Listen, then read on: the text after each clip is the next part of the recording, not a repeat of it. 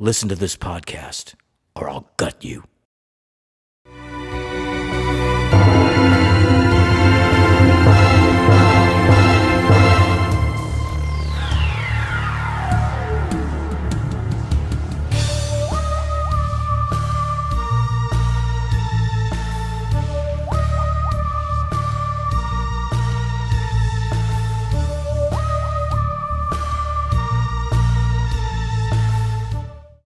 Welcome back, horror hounds, to Ghostman and Rivera's Horror Show podcast. I'm Mike Ghostface Pickle. And I'm James Ghostfaced Rivera today. So today we have a special podcast. We are going to be talking about the classic, the one, the only, the Scream, not the trilogy, what am I saying? The Scream series, the series that is most responsible for revitalizing the slasher subgenre and horror period in the 90s, completely revitalized it, changed the game, and gave us some new icons to root for. Yeah, it's a legendary franchise with just 4 movies, and I think all of them are pretty good. I don't think there's any of them that are just a complete clunker. Let's jump right into it because we got 4 to discuss. We got Scream, 1996, of course, directed by the great Wes Craven. When he did this movie, he had already done Last House on the Left, Hills Have Eyes, Deadly Blessing, A Nightmare on Elm Street, of course, Deadly Friend, Serpent in the Rainbow, Shocker, People Under the Stairs, and A New Nightmare. So he had already had quite a impressive resume when he got this one. It's written by Kevin Williamson. This was his first feature, and he went on to do I Know What You Did Last Summer, The Faculty, which was really good, Cursed, and quite a few episodes of the Scream TV series. This one stars, of course, the now legendary Scream Queen, Neve Campbell as Sidney Prescott, Courtney Cox as Gail Weathers, David Arquette as Dewey, Skeet Ulrich as Billy, Matthew Lillard as Stuart, Jamie Kennedy as Randy, Rose McGowan as Tatum, and of course Drew Barrymore in the opening scene as Casey. The synopsis is: a year after the murder of her mother, teen Sidney Prescott is terrorized by a killer who targets her and her friends by using horror tropes as part of his game. This great cinematographer on this one, Mark Irwin.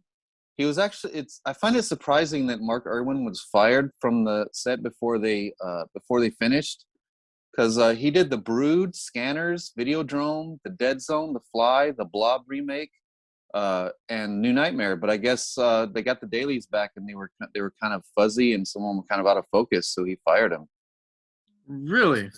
Yeah, and you can't tell by the look. The movie looks beautiful, and then has effects makeup. It's so slickly and so carefully shot and so measured. Like I mean, I don't know. That's surprising. And great effects makeup by Greg Nicotero, Robert Kurtzman, and Howard Berger of K&B Effects. I love the way it starts. A lot of the great horror classics start with a big, impressive opening sequence, right? But this one, simple title with a heartbeat, and then bam, phone rings and Drew Barrymore picks up, and you're thrown right into the action. Yeah, I have to say, I mean, it goes without saying, but we're on a podcast, we're going to say it anyway.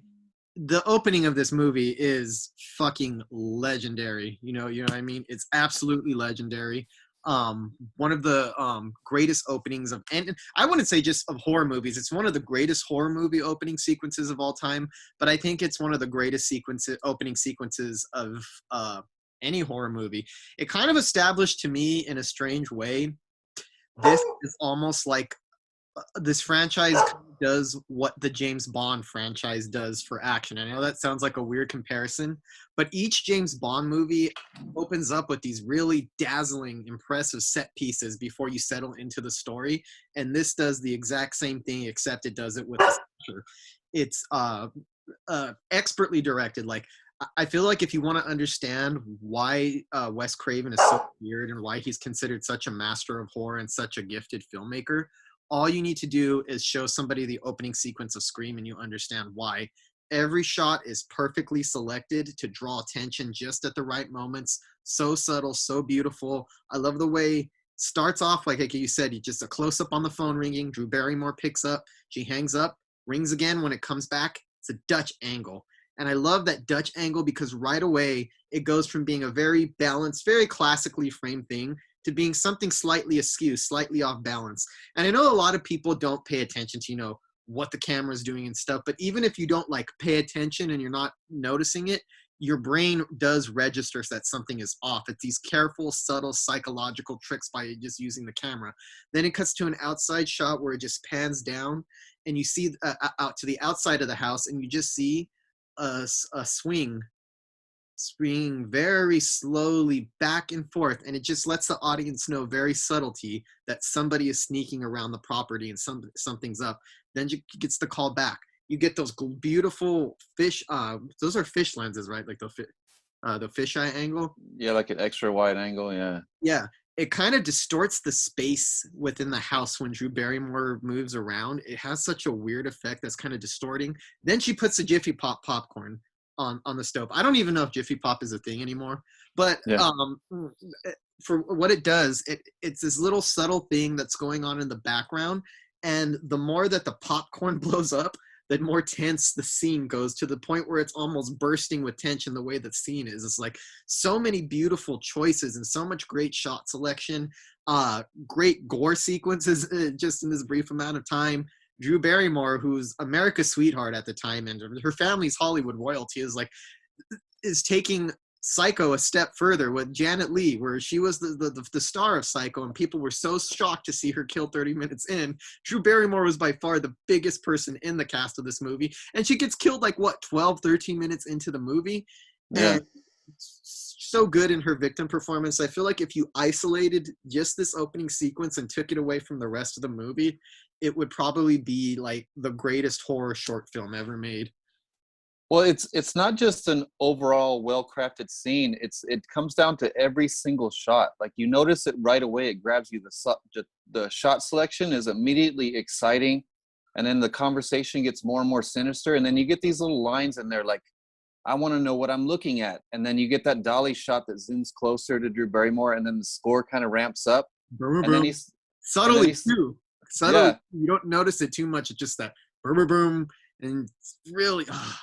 Yeah, and then he ramps up the tension with saying stuff like, "I gut you like a fish," and then, "I want to see what your insides look like." Every single line, every shot, every piece of score is just pitch perfect in that one. Mm-hmm. I totally agree. And then you got the doorbell ringing, and then she's freaking out at the door, and then the phone rings, and then by that time the tension's insane, and then the patio light comes on and you see her boyfriend, and that really ramps up the horror right there, not just the tension. And the whole emotional aspect of the parents pulling up, and you think she's going to get the attention of her parents, and then she comes face to face with Ghostface, and then that whole iconic slow-mo chase toward the camera, and then he reaches out from around her and stabs her in the gut, and her parents are right there. She's almost within earshot of her parents, but she can't call to them because their throat's slit. And then you hear the parents hear her being killed on the phone, and you really feel the emotional impact of the parents. And then bam, you see her hanging in a tree, gutted. And I love that last scene before that, at the end of the opening sequence, that fast, shaky camera that zooms towards her, and then the score crash and screen comes up. Just classic from beginning to end. That little scene was. It uses zoom ups and slow downs very quick to the point where you don't notice. Like that scene that part where you're talking about, where she's running up to that slow motion, it actually doesn't feel like slow motion, even though it is. It feels like it's psychologically giving you the feeling of what it would be like to being chased by a killer, where time is actually slowing down for 1 second and everything hinges on you just getting away and not doing it. It barely comes across as slow motion, more of like a psychologically how time would slow down in your head in such a dire situation. And especially for a bigger movie that was played in theaters, you hadn't seen a whole lot of stabbing, like the knife going in a person. Mm-hmm. And this was pretty shocking for me to see him come around with the knife, and you expect him to cut away at any moment. No, he comes all the way around her body and goes right into her stomach. It's pretty gnarly. Oh yeah, it's just a great opening sequence, and fuck, I mean, it's one of those things where people tell me, I was like, oh, you're gonna start Scream, but I missed the first 10-15 minutes. Like, don't do it then. Wait until you actually watch. I mean, who has? I mean, there's people who haven't, but that's my advice. If you've never seen Scream, wait, and you need to watch it from the very first second. You do not want to miss a second of the opening sequence, because I feel you miss so much of what establishes the tension and how dangerous the world is going to be before it settles into its story, which is all very good and it's loaded with classic and great sequences. But it is the standout part of the movie is the opening sequence. As brilliant as the rest of the thing is, and it's a great horror movie, total classic, that is the scene. Yeah, and then immediately following that opening sequence, it's just another simple, just the title comes up, Scream, and you go right into the movie. No title sequence or anything. So then you see Billy for the first time. You see Billy and Sid, and then right away, Billy tells Sid that he saw The Exorcist, and it reminds him of her because it's edited for television. Like, this guy is a douchebag, like right from the beginning. And it's not like he has a moment of being a douchebag. Every single line he says is nasty and toxic. And he delivers it as if it's not nasty and toxic. He says it so casually, like he's just having conversation. I was watching The Exorcist, and it reminded of her, like, who the hell says that to somebody first off? Yeah, and then you find out that the Fonz from Happy Days is the principal, and then you get immediately introduced to this very likable group of friends, and then right away he starts throwing misdirection at you, and makes it obvious who the killers are from the very first scene, because you meet the group of friends for the first time. Stu starts describing cutting somebody, and then he even suggests that he could be the killer. And then you even see, I didn't see this before, but you even see Billy looking at him like, hey, dude, shut up. Like, it makes it so obvious that they're the killers, right? From But you know what allows him to get away with it? Is Randy is acting like such a weirdo creep in that scene when he's talking about it, and he has such a callous attitude, which he grows he's only in 2 movies, but he kind of grows to be a little bit more empathetic, but he has such a callous attitude. It's like their bodies were gutted and like making these weird faces. He's a weird character. I didn't realize how strange he was until I watched again, and both part 1 and part 2, he does odd. He's odd, but like because his character is so strange and so callous and is so gleefully describing it, because you could tell he's into horror movies, you almost don't think maybe it could be him too. So it does it in your face, so it's so blatantly in your face, but the presence of Randy and his weird behavior makes it easy to pass by to think, I still don't know who the killer is. Yeah, it's so many misdirection, and I remember the misdirection kind of fooling me, but I didn't remember how obvious Craven made it from the beginning. And then that scene goes right into Ghostface calling Sid. That's another great little sequence where she talks about horror movies are insulting, like it's a blonde bimbo with big tits is running up the stairs instead of running out the door. So it starts that clever dialogue right away. And then she goes to the front door and opens it. So it shows right away that she's more assertive, more bold, and less of a victim than we saw Drew Barrymore in the opening scene. And then Craven makes it obvious that Billy's the killer again, because Billy shows up during the middle of all this, and then Dewey shows up at the door with the mask. So it seems so obvious that it's Billy right there, but then he misdirects you so easily. Really quick, Dewey, I love Dewey, but he's such a dingbat. Like him holding up the mask right there.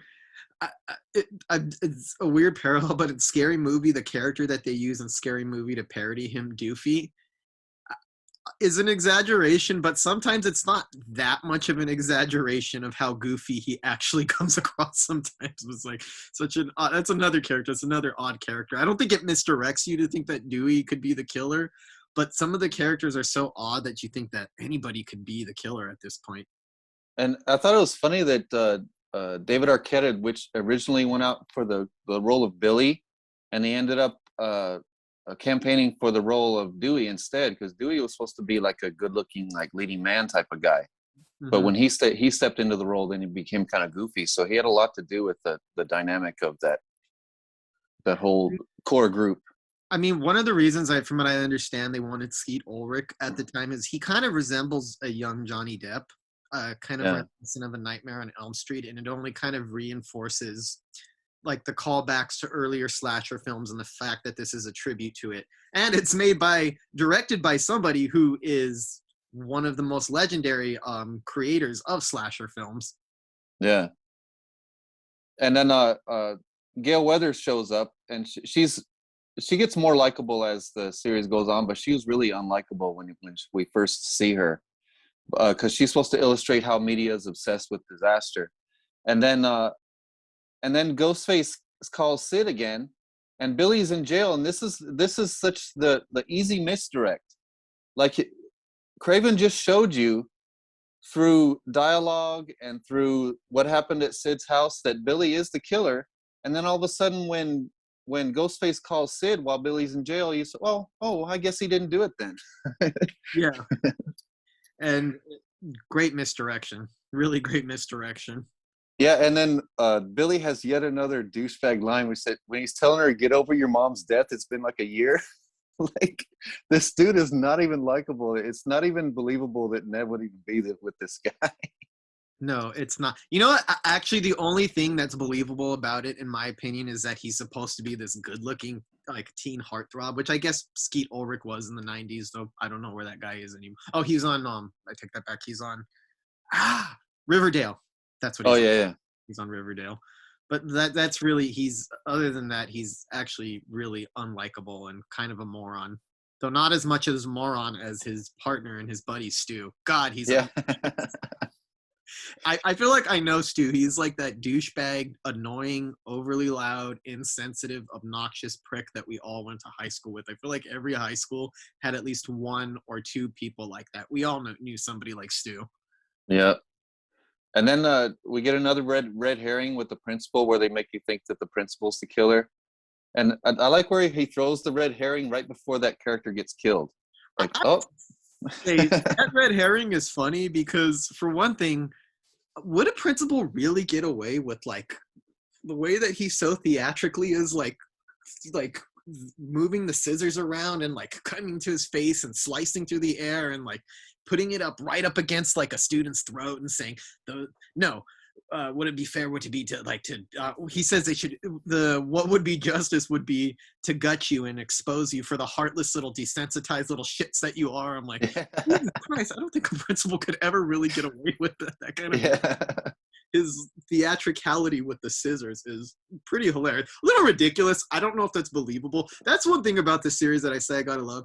There's more than a handful of scenes in all of these movies that really are not very plausible, and I don't know if they're really real world or believable, but they're believable in this universe, and it's funny and it's entertaining, so you kind of, like, overlook it, if that makes sense. You know what I mean? There's just, like, a few things that I don't think would happen in the real world, but totally fit the tone and the spirit of the movie.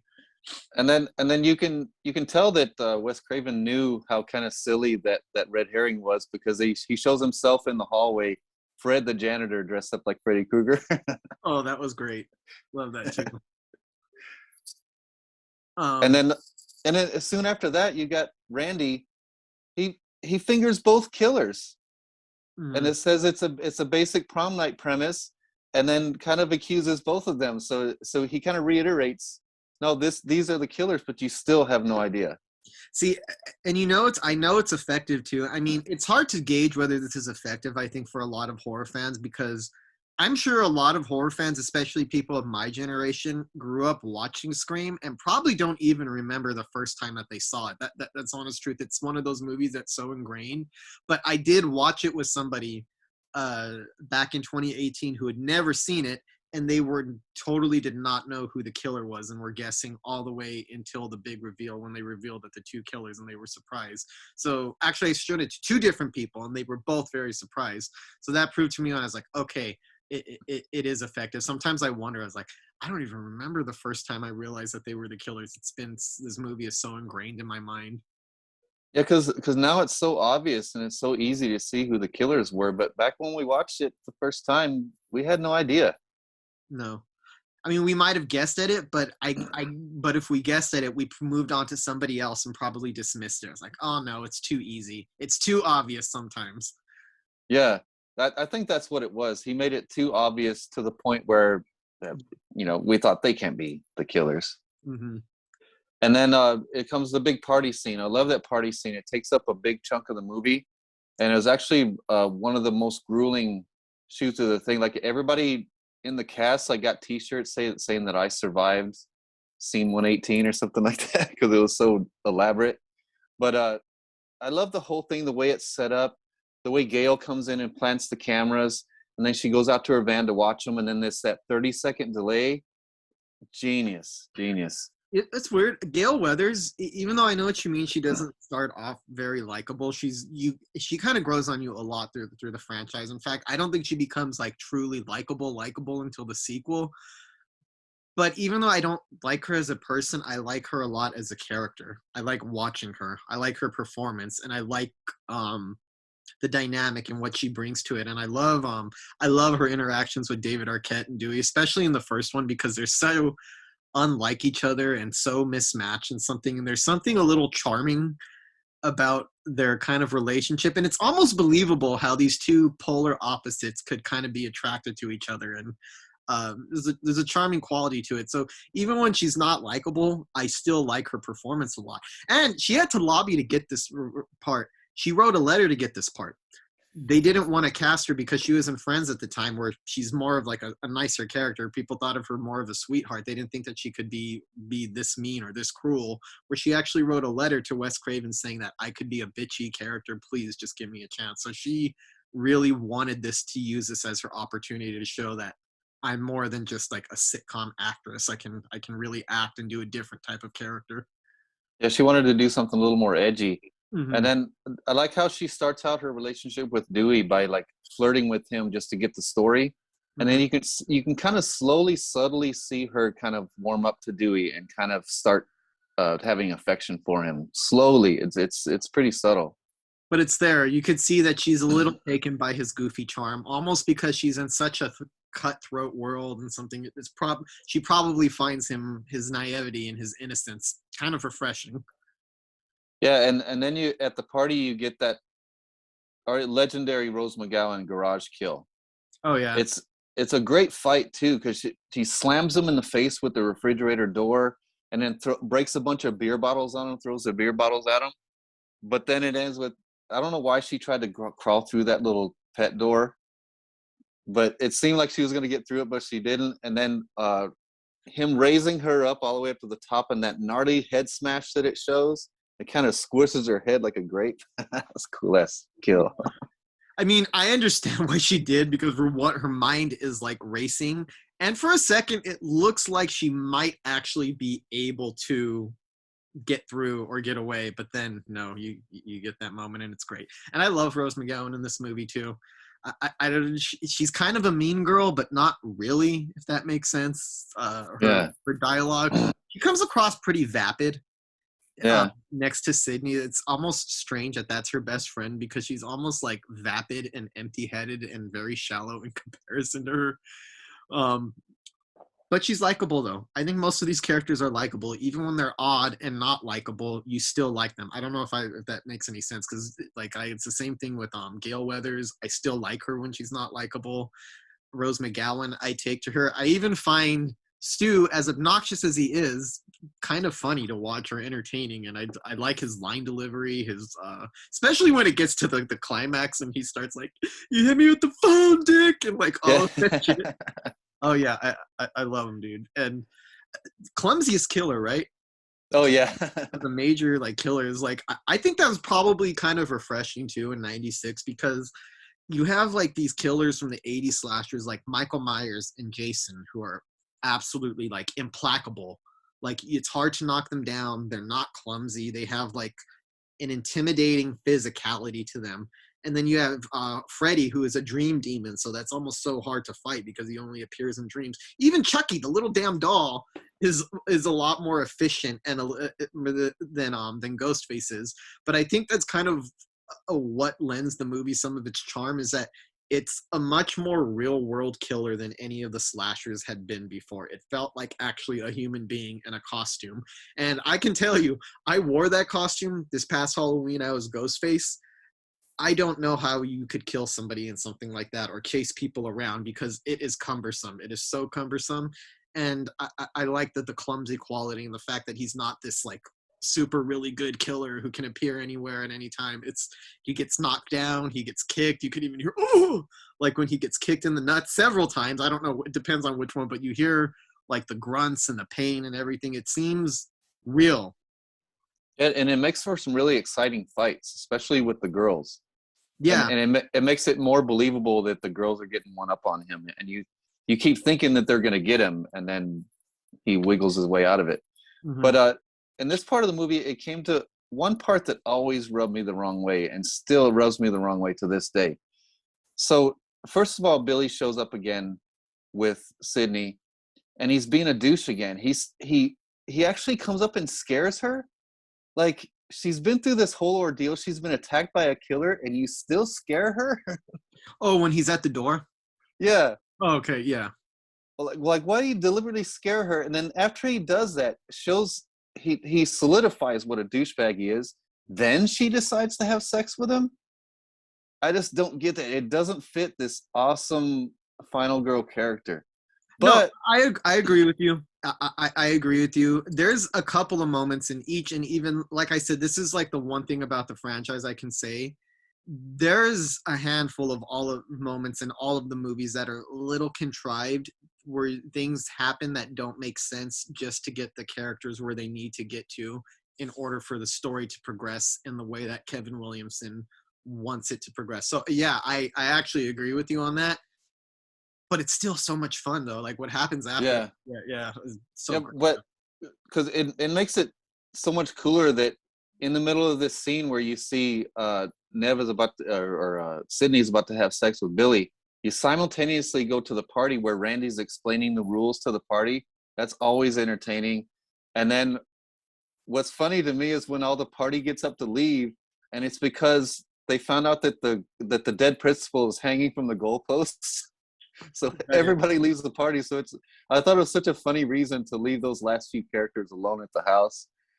And then you get one teenagers. I gotta be honest. Maybe I was a nicer kid than most, but I would have shocked me. Even if I didn't like the principal, I would have been disturbed and upset by hearing that. Let's go.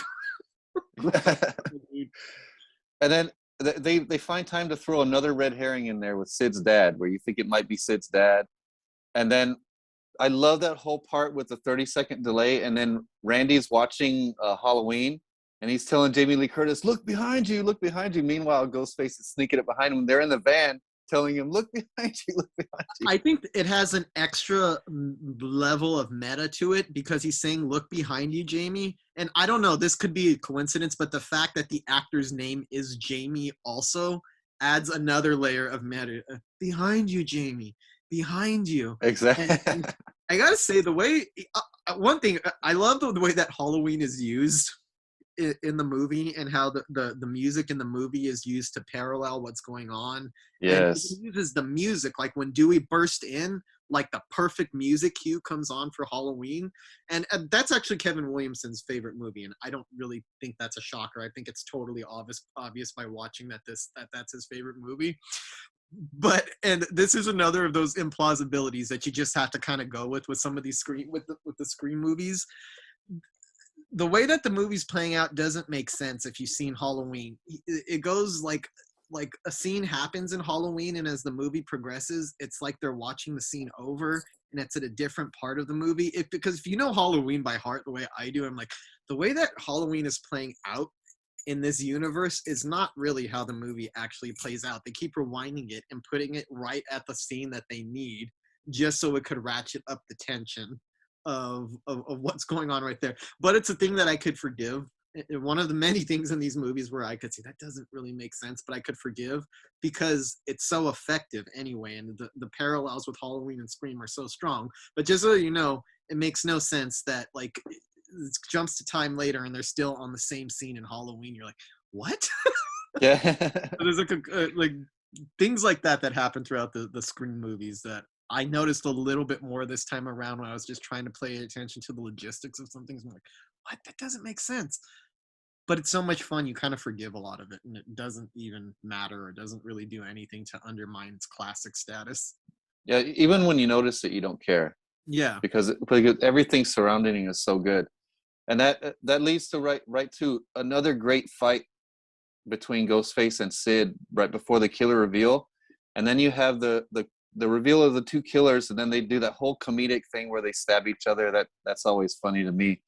And then that classic line, movies don't create psychos, movies make psychos more creative. It kind of brought everything full circle. So do you think I have to ask this, do you think Billy and Stu were like lovers or something? Because the things that they say and the way that Stu hangs on him and like it's very homoerotic in the way that they're going, and even the way that he's like, come on baby, get it up, when he's telling him to stab him, and the way that he's like hanging on his shoulders when he's talking to Sydney like a love. It's there's something like, I mean I could be wrong, but I think there's something going on with those two characters. And it almost seems like Billy uses that to keep Stu on his side, you know? Yeah, almost like he manipulates it or something. But yeah, I think there's some homoeroticism going on between those two in there. Yeah, and then that great scene where Sid turns the tables on the killers, and she hides and uses a voice changer, the Ghostface voice changer, to turn the tables. And then she fights both killers. Such a well choreographed fight that ends with the TV smash on the head. It kind of indicative of the whole meta idea of the whole movie. And then the moment when the supposedly dead killer comes to life. So they keep the meta discussion all the way up to the climax. Mm-hmm. All the way. But then the way it ends, it has the same very subtle end with just the titles, and then a really bad cover of Whisper to a Scream. That's by far the worst part of the whole movie, that that ending song, Whisper to a Scream. It makes it so dated, but luckily it's such a short beginning and ending sequence. There's another part where I think it's a little bit harder to notice, but there's and this is in a lot of 90s movies, and 90s movies I love. They're these 90s films, and it's the part about them that's aged the worst about a lot of them, is they insist on putting these 90s covers and these super 90s covers of classic songs. And the Craft does it at the beginning with that god awful Tomorrow Never Knows cover by the Beatles. Yes. Same thing with Don't Fear the Reaper, and it's very subtly playing in the background, so it's easy not to notice. It's the moment where you first meet Billy, and when he's climbing up to Sydney's window, that boom boom boom, that music that's playing is very subtle. Seasons don't fear the reaper. Yeah. And it sounds so dated and so weird. So there's a couple of aspects of this that very 90s. And another thing, I could kind of tell that this is from the creator of Dawson's Creek, which is surprising to me because I can't stand Dawson's Creek. That the writer of Dawson's Creek wrote such a damn good horror movie, but it still features that kind of 90s white teen suburbia that was like a real popular thing with like Beverly Hills 90210, and it has kind of the vibe of some of that stuff, but it doesn't really hurt it. I don't know. I guess it just contributes to the fact that it's a teen scream or a teen slasher. Just little things like that make it very 90s, but still timeless in so many ways. It's such a classic film and so ingrained in our culture. One of the definitive movies of the 90s. I think one of the movies that most defines 90s popular culture. Yeah, just very subtle, small things like that are dated, but other than that, it's a pretty timeless movie. Yeah. I agree. It's really timeless, fun and exciting from beginning to end. So entertaining, so well written. It's one of those movies that's so damn good at doing everything that it does that even its implausibilities and its flaws just kind of fall by the wayside to the point you're like, whatever. Yeah, and if you have the Blu-ray, check out the special features where it has real behind the scenes. I love behind the scenes like this where it's just a camera just watching Wes Craven and the cast do their thing. I love things like that. I learned so much from them, even more than the interviews and stuff. It just watching them work. I found it fascinating.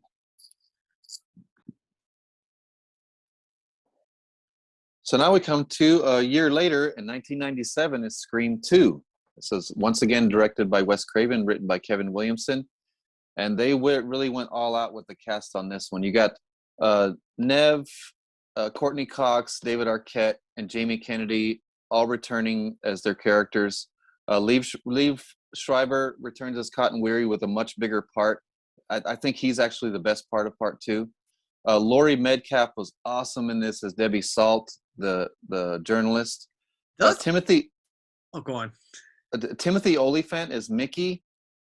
I love Timothy Olyphant. I think he was wasted here. Jerry O'Connell. Jerry O'Connell is funny. He always plays Jerry O'Connell. He's good in it. And then you have the guest stars with the small parts. You got Jada Pinkett Smith and Omar Epps in that awesome opening scene.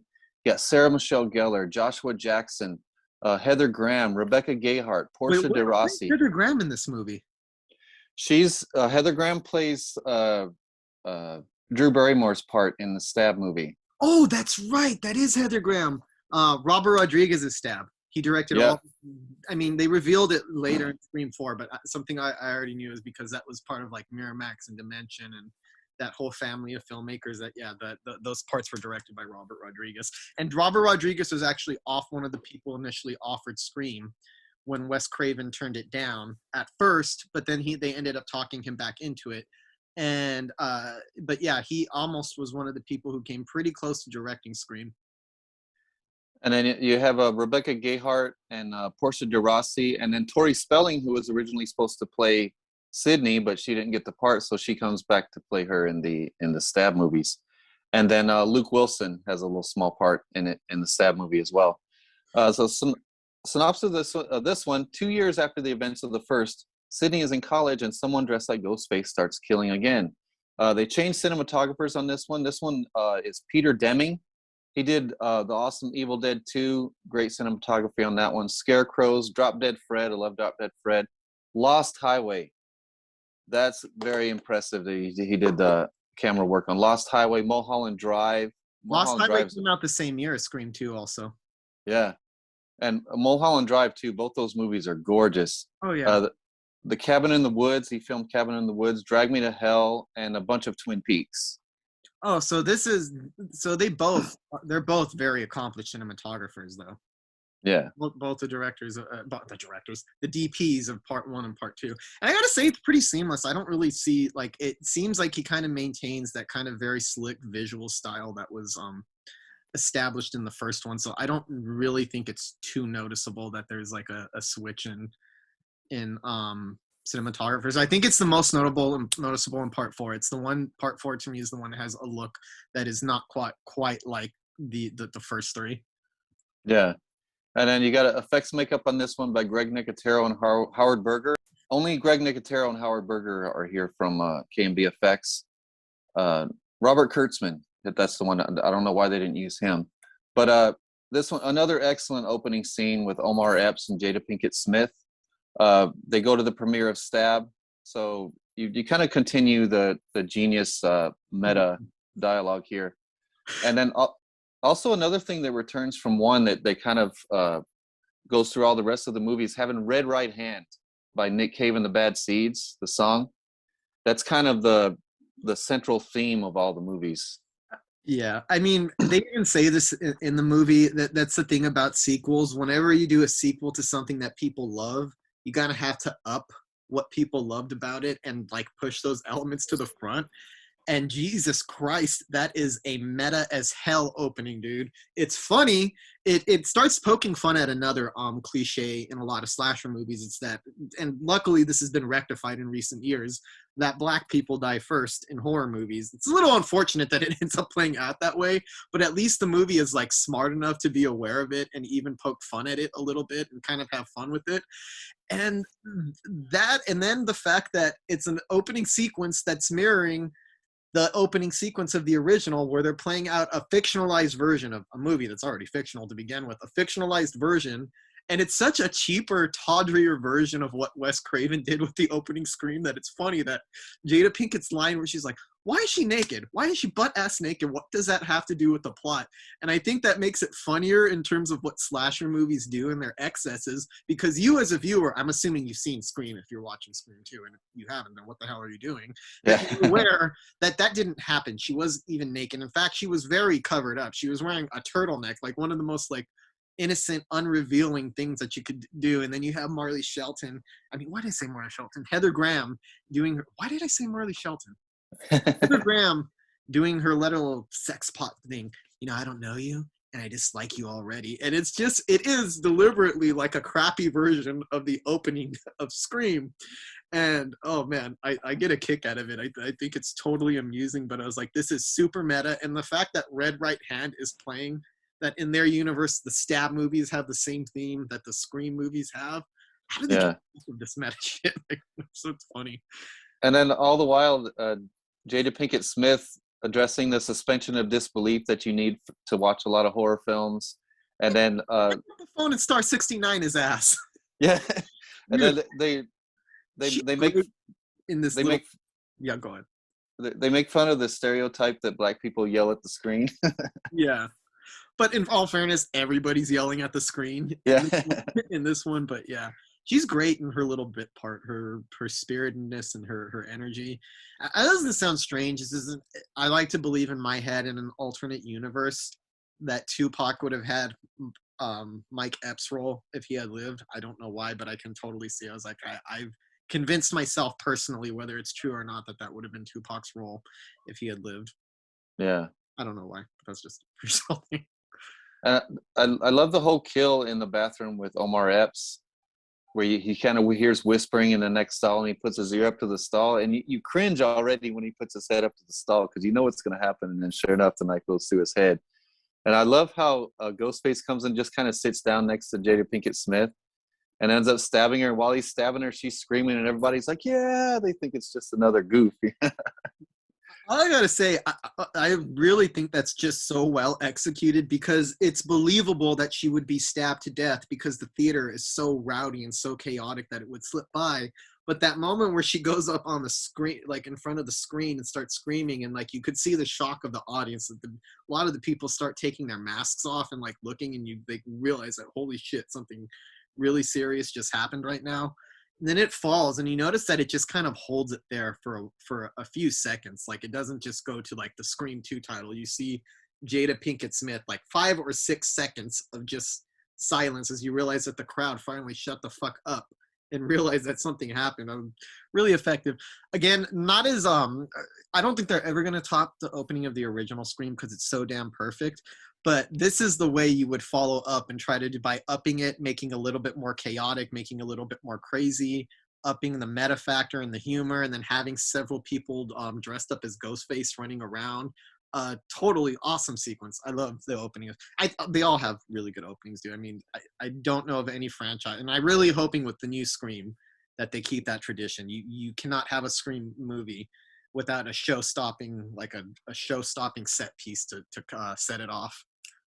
Yeah, this great. It's always a great set piece to open the movie, and then you get introduced to these characters that you love, and it's that always sets the story into motion. You kind of get caught up where the characters are, and it kind of informs the drama later on in this movie. Like you see Sid's in college, and then Ghostface calls her, but she ends up finding out it's just a prank, and she's kind of clever and on it now, you know.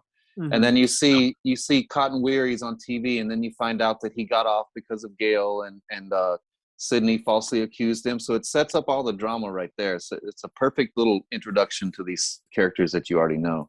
Didn't Lee Schreiber really luck out with that tiny ass bit part in Scream? Because he's in it, but you only see like flashes of him on the screen and stuff. And like theoretically, they could have recast any actor they wanted to play Cotton Weary, because you see so little of him in the first one that I don't know if you could have imagined that it would have ballooned to such a big part in the sequels. But the thing in this one, this was always my second favorite after the first one. But I felt much differently watching it after this one. After the whole Sid seeing Cotton on TV and seeing that he got off because of Gail and all that, I was excited for how it's setting up. And then it goes straight into the classroom scene with Randy. I thought that was a very ham-handed way to discuss sequels. That Randy's just in the middle of a film class discussing the rules of a sequel. And by the way, the rules he's discussing do not match what's going on screen. The kills aren't more elaborate. The story isn't more elaborate. None of the things he talks about it being a sequel happen here. But then the set pieces as they go later on are a little bit more elaborate than the first one, though. But I actually love that scene. I always get a kick out of the conversations that they're having in there, and it works for me. I love it. I have that whole scene memorized too when they start having their little sequel debates and everything. Yeah, because it seems to happen so naturally in the first one, and surprisingly, it seemed to happen much more naturally in the third one. Even though it could have been really bad, but I thought it came off much better than it did on this one.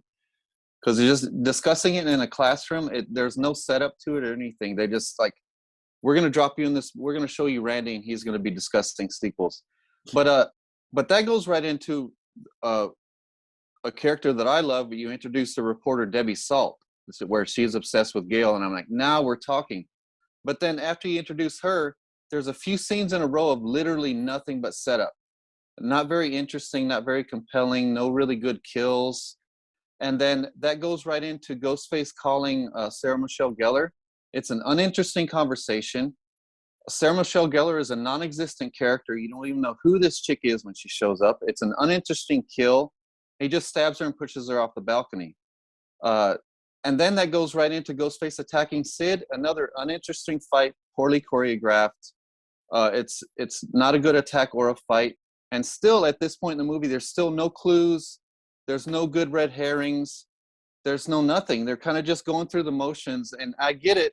You're introducing us to these characters, and you're at this point, I think I enjoyed it at the time just because I'm watching these characters that I love from the first one interact with each other, and it's always fun. But without that first one, without introducing them in the first one, if I was to watch two on its own, it would not be very entertaining at all outside of these few really impressive scenes.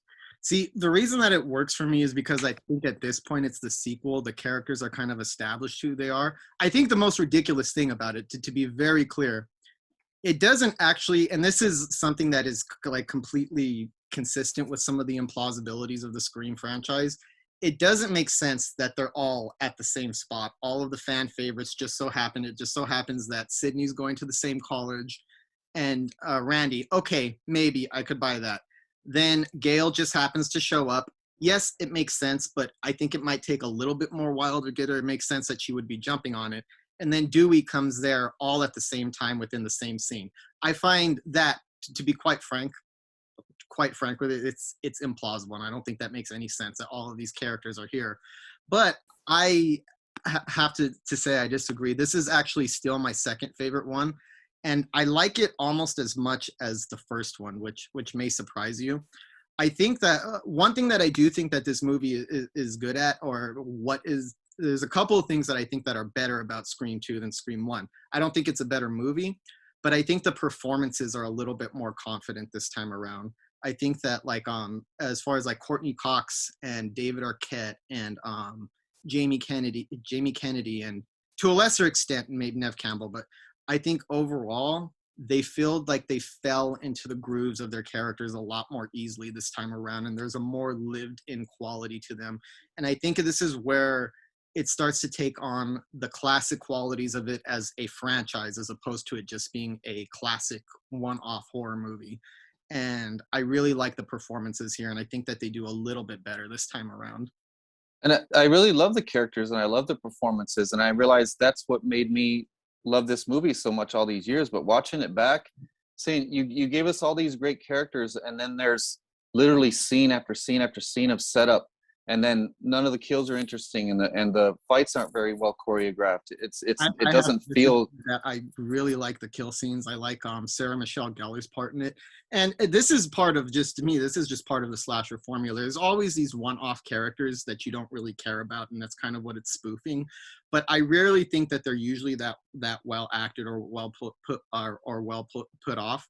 I love the sequence with Sarah Michelle Gellar and the conversation and her going inside and out and kind of being scared. And the reason she's there is, I mean, obviously not everybody is that important to the plot, but it's because that they're mimicking the murders of the original. It's mostly because of her name. So for me, that plot point works. It doesn't feel very forced, but I like it. Yeah. And see, again, it needs the first one in order to be entertaining. That's what I didn't like about this one. I guess, but I would say that's a bigger problem in part two. In part three, part three even does a repeat of what Sarah Michelle Gellar is in the form of the Jenny McCarthy character, and we'll get to that when it's done. But it's like a failed recreation of what they were doing in Scream 2 with that sequence. And say I thought the opposite. I thought the Jenny McCarthy scene was much better than the Sarah Michelle Gellar scene. The fighting was better. The kill was better. It was more brutal. It felt more dangerous. But with Sarah Michelle Gellar, he kind of just stabbed her and pushed her out the window. Couple times, but it was still more brutal. All that Jenny McCarthy did was fall over, and she gets stabbed off screen. By the way, Scream 3 has no kills that take place. You don't see the stabs except in one scene at the beginning in the opening sequence. We'll get to that, but it actually doesn't show any violence. It doesn't have any single memorable kill scene in it at all. But yeah, I like it. Like, for me, what makes this work is that it seemed to me after Wes Craven, which he did Wes Craven's New Nightmare, which I loved, and I think over the years it's become a cult classic, but it wasn't really well received at the time. It was a bomb. I think the movie he made after that was Vampire in Brooklyn. I'm not 100% sure what it was, but he made a movie between Wes Craven's New Nightmare and a movie between Scream. And when he did Scream, it kind of brought him back and revitalized his career. And I think in this one, what I like about it is I could see the confidence of direction in this movie. This movie, for me, at least the impression that I get off of it, especially watching it again over the years, is like exciting and thrilling set piece after set piece, nonstop tension, thrills, excitement. I love so many of the scenes in here. Besides the theater sequence, I think the car sequence and the murder of the two agents is one of the tensest moments in the whole movie. And one of the fucking best pieces of gore is right after those cops are making a joke, they get attacked. Then they go through that wild thing where he's like on the car. And then, I don't know, it's like a pipe that goes through his head. Is so fucking brutal and is like actually shocking. I think it's more brutal than anything that's in the first movie. And it kind of shocked me. Granted, it doesn't come through Ghostface, but I think it's kind of one of those amusing things where like a kill becomes graphic because of the circumstances, not because the killer did anything in particular. But I also think that, and when I watch this with a couple of people, the scene where Sydney and her friend have to crawl out over Ghostface is the most tense, nail-biting sequence for me in the entire series. It's that tension and that feeling that you have of like what it would be like where you're really scared, you're crawling over the front seat and you don't know if you might get stabbed. Holy shit, that was such an intense sequence. What else? And see, that's what this movie was for me, was moments like that. The things that I love about this movie was moments. And I actually think the climax was better in part 2 than it was in part 1. One of the killers was better. The other killer wasn't that good at all. But that's what I didn't like about this. It felt very uneven. It felt rushed. It felt like Kevin Williamson didn't have a whole lot to say in this one. It seemed that nothing was very well crafted as we go from scene to scene. Oh, I disagree with that strongly. I think this is all right. This is, for me, Scream 2 is one of the most exciting, stylish, and well-directed slashers I could think of. Slasher movies, which I love, but a lot of them are corny and they kind of like fluctuate in quality. But I have a very particular fondness for the slasher subgenre. And it is kind of a wonky subgenre when you think about it. A lot of the premises are very thin, but this takes what those slasher does and takes all of those themes that would be typical in slasher movies and gives them this expert polish and this expert direction where tension is always constantly being ramped up. And I think there's a number of implausibilities in this movie, more so than in the first one, but it zips by so quick that I feel like there's not really much time, at least for me, to think about them because I'm so excited by what I'm seeing, and scene after scene is just nonstop tension and white knuckle thrills. At least that's the impression I get off of it. I also think it's a little bit funnier in some ways. I like all of the conversations that the characters have. I think the dialogue is pretty whip smart, as it was in the first one. And there's just, like, to me, a confidence in the direction of this movie that is just very rare for slasher movies to have this much energy and this much style and this much directorial braggadocio thrown into it the way this one does. To me, it was well crafted as a movie overall. It looked good. It presented the characters that we love very well, but I don't think it added anything. I don't think it really didn't do anything more impressive than the first one besides that climax. There was no like clever red herrings. There was no clever clues of who the killer was. There was no nothing. And then by the time we get to this is a scene that a lot of people hate, is a Jerry O'Connell doing the Tom Cruise Top Gun thing and singing to Sydney in the cafeteria. It was so cheesy, but literally at this point, I thought it was really the only real character interaction so far in the movie. The only thing that felt like something different, something real. And then that goes into Randy doing another great guess of who the killer is, but it's so poorly done. I was almost embarrassed by that scene for Jamie Kennedy, because he was like saying, oh, maybe it's a girl, and then maybe it's a journalist, oh god, and then maybe it's a film geek. I'm like, shut up, dude. There was nothing to warrant what he was saying. He was just throwing these ham-handed clues out there. Why it could be anybody this time around. And I think that's what I like about it, is that it feels a little bit more. You're right. It doesn't have the same red herrings or like the kind of clever clue-ins that you get from the first one.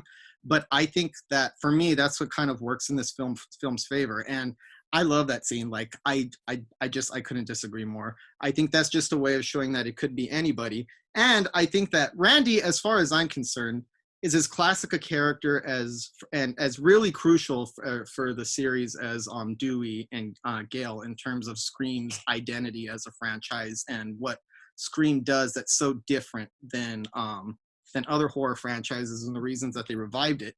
So it kind of gives the feeling that anything could happen, and I think that kind of culminates with Randy's death, which to me still, it bugs me a little bit. I'm not gonna lie. I'm not sure that it was the best decision. But as a scene unto itself, it works so well, because it kind of lets you know that that this time around, just because you're attached to a character, because you like somebody, that doesn't mean that they're guaranteed to survive. And I love the scene where I love that scene when they're going through the park, when they're looking for people on the cell phones. It's a much harder to solve mystery than what the first one is. And I think the killers are a lot more careful and a lot more deliberate, and because they are more periphery characters as opposed to being directly plugged into Sydney's life the way that they were in the first one, it makes them easier for them to maneuver around, and makes their it makes their machinations a little bit easier to get away with. Granted, their machinations and some of what they do are implausible. I think all of them, to a degree, have like an implausibility in terms of some of the character motivations, but all of that works for me for those reasons. And I love the first part of that scene when Randy gets a call from Ghostface while they're all looking for him in the courtyard.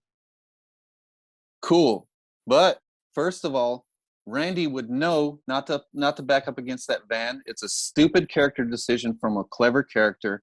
And the kill of a major character was not shown or given any weight whatsoever. I thought that was so cheap. To take a scene like that was building up so well, and they just have him do something as stupid as backing into the van.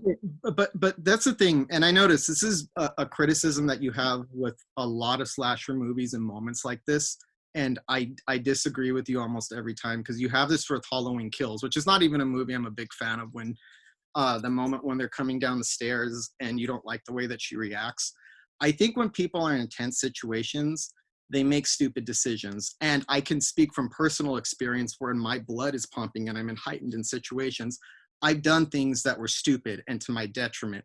And I think that's realistic. I don't think that just because characters are clever doesn't mean that they don't get caught up in the moment. They don't let their guard down. They don't do something stupid.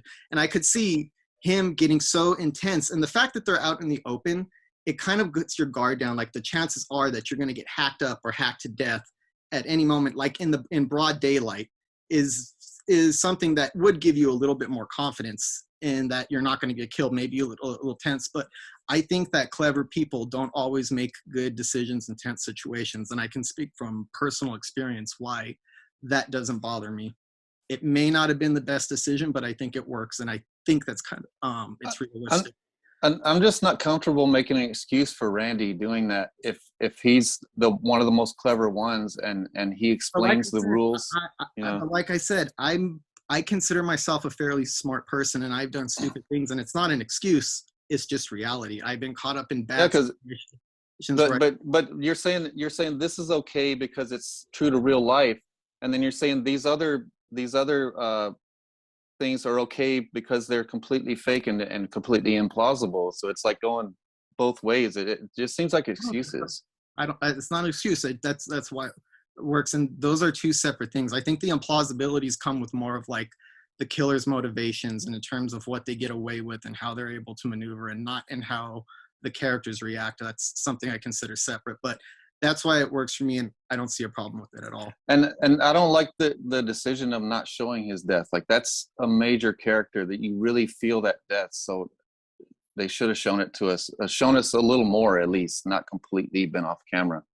But maybe they could have been a little bit more, and maybe it didn't need the moment where those break dancers or whatever they are like dance in front of the van while he's getting stabbed to death. That's kind of dumb, to be quite honest. It's kind of goofy, but maybe it could have been done a little bit better. But I think it works, and it doesn't bother me. Well, for me, by far the most interesting parts of the whole movie involve Cotton Weary. I love his performance. I love the way he's worked into this story and the way his character is expanded.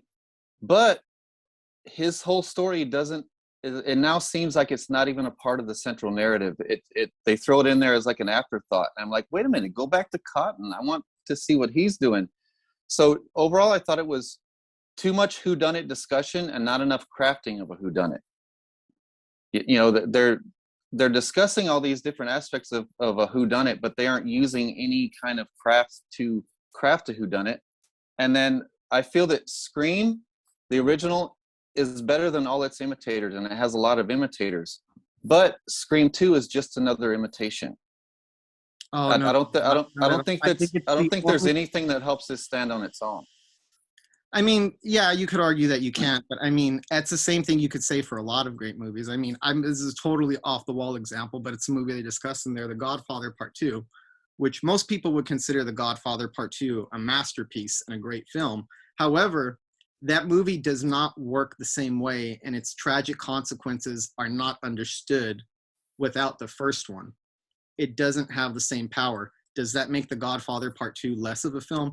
No, because sequels have to build, and they're taking off what you already know. So I don't really see it that way, or I don't see it the way that you do. Yeah, but they're taking off what we already know, but there was a whole lot of setup. You know, if you're going to go simple like that. Getting the people to get there, which admittedly is implausible. It doesn't make sense that they would all be there. But once they're there, I like what they do. I like what they do with them. I also find the motivations a little bit more ridiculous this time around, especially with the Timothy Olyphant. Both of their motivations are actually kind of silly and a little bit far-fetched. But it kind of goes with the spirit of the movie, and I think all of them, except for Part 3, have really silly motivations for what they're doing. In Part 3, it's something completely different, but they all have kind of ridiculous motivations. It's part of the Scream franchise.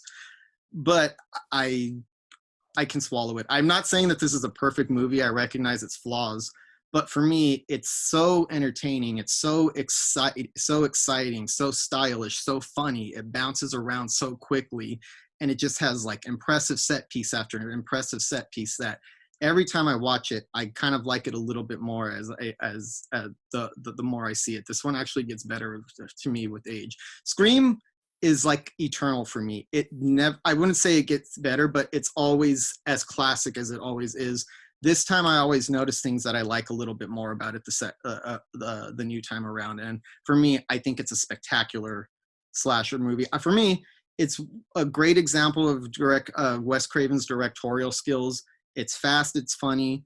It's one of the most, for me, and I know you're going to strongly disagree with me on this, for me, it's one of the best horror movies of the 90s. It's one of the best horror sequels, and just overall one of the most exciting slasher movies I could think of. I think it was actually, I mean, I still liked it. I mean, the things I'm complaining about are just things that make it less entertaining for me than the others. To me, this is the worst out of all of them. I thought 3 and 4 were both 1, 3, and 4 were all better than 2. Okay, but that's fair. But that's a highly uncommon. That's a very unusual take. Yeah, but that car crash sequence that you mentioned with Sydney and her friend in the car, I love that sequence. I always have. I always thought that was the central thing that really made this work. If it wasn't for this scene, I probably wouldn't have enjoyed it much at all. But it's a really cool sequence, really high tension. It makes your skin crawl thinking Ghostface is going to wake up any minute. But I have a small complaint about that one. Sid could have killed him or incapacitated him, but instead she ran and then decided to go back. But that's a small complaint. But it's a stupid decision. And let's be honest, her friend was killed because Sydney did not make a smart decision. There's, like I said, I really feel, and it's the one weird thing about Sydney Prescott is she's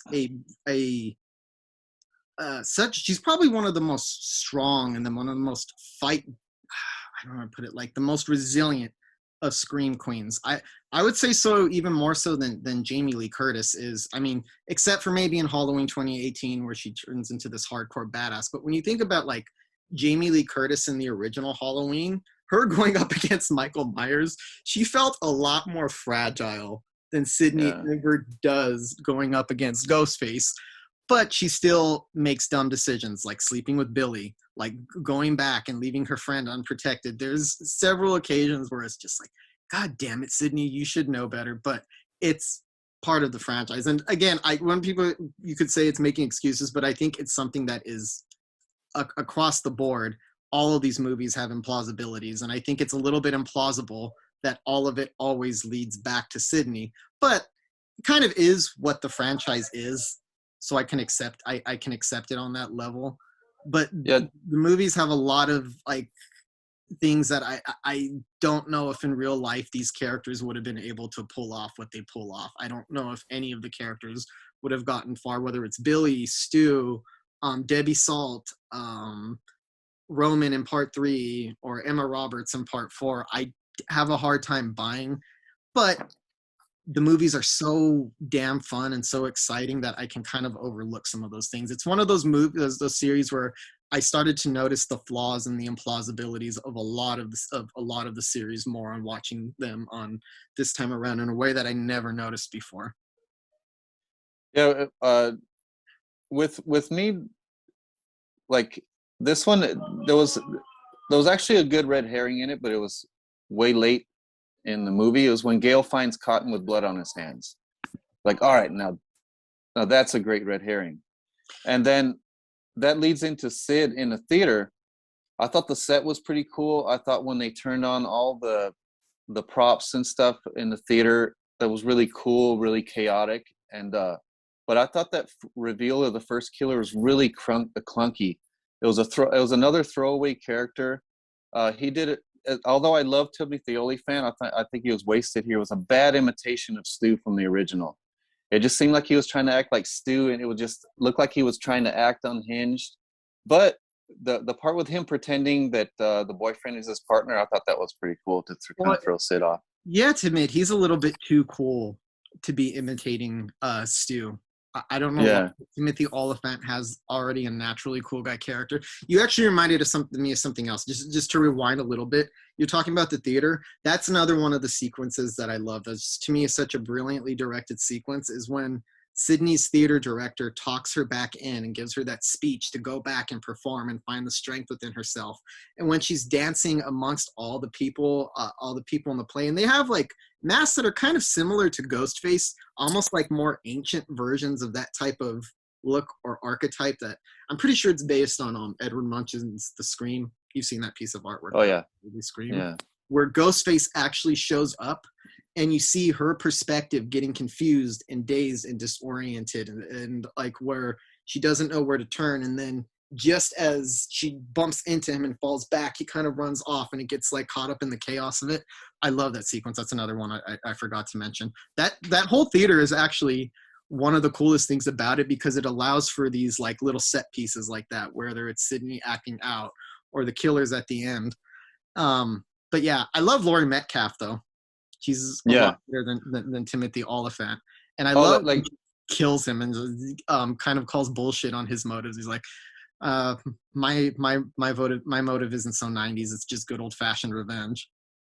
Yeah, and in contrast to how bad I think the first killer reveal was, that's how good I think the second reveal was. A great reveal, a much better villain. Laurie Metcalf. Much better unhinged performance. She really seemed like she was unhinged. A much better fight with Sid, and an awesome end sequence because of Cotton. With the way Cotton comes back into it. So that whole thing like saved it for me. I like the choices that they made with Cotton in this one too. What I found very interesting about his character and what most movies would choose to do with that character, and what this decides to do instead. Because in the first one, he is wrongly accused of something he didn't do. He could come across as a sympathetic character, and I think that would be the easiest thing like to write, is somebody trying to get back, somebody trying to get back to their life, and somebody trying to like reclaim their reputation and everything, which he does. I mean, he is like that, but you still get the sense that he's kind of sleazy. He's kind of power hungry, and he's kind of a fame seeker. And I like that they took that ballsy decision, because I was like, just because somebody was wrongly accused of a murder and they didn't deserve to be executed does not mean that that person has good motivations. It doesn't mean that they were a good guy or that they're particularly likable. He is such a seedy little bastard in this movie, where he like his moment when he's pulling Sid to the side in the library when her mind is something else, and he starts talking about Diane Sawyer and doing that obnoxious like knock on her head, and then screaming, "Oh, everybody's favorite victim, fucked up little lovable Sidney Prescott," and his arrogance with the cops. And by the way, only a white guy could ever be that arrogant. Yeah, The way that he is. I thought it was a very ballsy choice to make that character not as likable or as sympathetic as you would think he would be given his character history, because I feel like most sequels would have just treated him much more sympathetically than they do this time around. And even though he says, I never would have hurt you, I get the feeling that there's a part of him that was considering siding with Debbie Salt, with Billy's mom, in order to like get what he wants in that moment where she's like, it's yours. So I thought he was a really interesting character in that way, and I kind of like what they did with him by making him a little bit of a fame hungry, sleazy sycophant. And he's great in it. I love his performance. And even in that awesome climax where he's got the jump on Laurie Metcalf, he could easily just save Sid right there, but he makes Sid agree to make him famous before he'll save her. I really, really dug his character. But yeah, I like this movie a lot. I guess we feel differently about it, but you still liked it. I can tell that you still enjoyed it. It's just more complaints. But for me, it's just such an exciting and fun movie, and it is more flawed than Scream. But for me, it's just so entertaining and so well done and so funny and so tense that every time I watch it, kind of leaves my heart racing a little bit after. I start thinking about some things that are implausible, but it's a movie that just in the moment leaves my heart racing so much. Well, like I said, I've always thought as 2 as the second best of the whole franchise, but I think it hurt it watching it right after the first one. Because I watched the first one like a double feature. No, I watched the first one one night and then watched the second one the next night. So it was just the step down was so glaring to me at that point. But this one had enough sequences like the car crash sequence and the climax to save it and make it a really cool, entertaining entry for me. But just compared to the others, watching them all together, I thought it was more clunky than the others. I thought that it's had characters we already love going through the motions, which isn't necessarily a bad thing, but it was with every story beat, which made me painfully aware that it paled in comparison to the original, except for the Laurie Metcalf climax, which I thought was better than the first. And that's actually kind of funny that I like this so much and you don't like it as much. That's the part I disagree. I actually like the climax. I think maybe Scream 2's climax is a little more exciting in terms of what's going on, but there's something about Stu and Billy's sick relationship and the way that they keep stabbing each other and like that. I don't think it's as exciting, but it gets under my skin more when Billy keeps stabbing Stu over and over. And even though a lot of it happens off screen, you just hear the cuts and you like see him heaving and stuff, where it's not as exciting, but it feels heavier, if that makes sense. And it's heavier, but it's also more comedic. That's true. Which is crazy. It's more comedic. But yeah, I love Scream 2. For me, fantastic movie. I'm a big fan of Scream 2. So The biggest surprise for me of this whole rewatch of the franchise is how much I love Scream 3. I always thought it paled in comparison to all the others, including 4. But this time I just thoroughly enjoyed it. I saw the flaws. There's even a couple hokey parts that the second part didn't have, but I still liked it. I thought it was more fun than the second part. I thought the fights were better choreographed. I thought the kills were better choreographed. This one was directed by Wes Craven again, but this one was written by someone different. That's why it has a completely different feel to it. This one was written by Aaron Kruger. He wrote Arlington Road, the Ring remake, The Skeleton Key, and he's writing the new Top Gun. This one brings Nev and Courtney Cox, David Arquette back from the first two. I loved Parker Posey in this. Liev Schreiber comes back as Cotton Weary briefly in a really good opening scene. I have to mention Roger Jackson, who plays the Ghostface voice through the whole thing. He's a big part of what makes these movies great. I really like Patrick Dempsey as Detective Mark Kincaid. Scott Foley as Roman, the director of the Stab movie. A nice appearance by Lance Henriksen. Jamie Kennedy makes a small appearance as Randy, and then had small parts from Emily Mortimer, Jenny McCarthy, Carrie Fisher, and Kevin Smith and Jason Mewes. I thought that was such a weird cameo with Jay and Silent Bob on the set on the studio's lot. Hey, it's the news chick, Connie fucking Chong. Hey, Connie, this is Maury.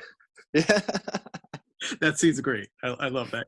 I don't know if that makes sense being there, to be quite honest, because it's not like they're filming Jay and Silent Bob, which I guess they are because they're in a studio a lot, but it's like they're still the characters. Like they walked out of the movie, not like they walked out of filming the movie. It looks like the characters from Clerks just wandered into it.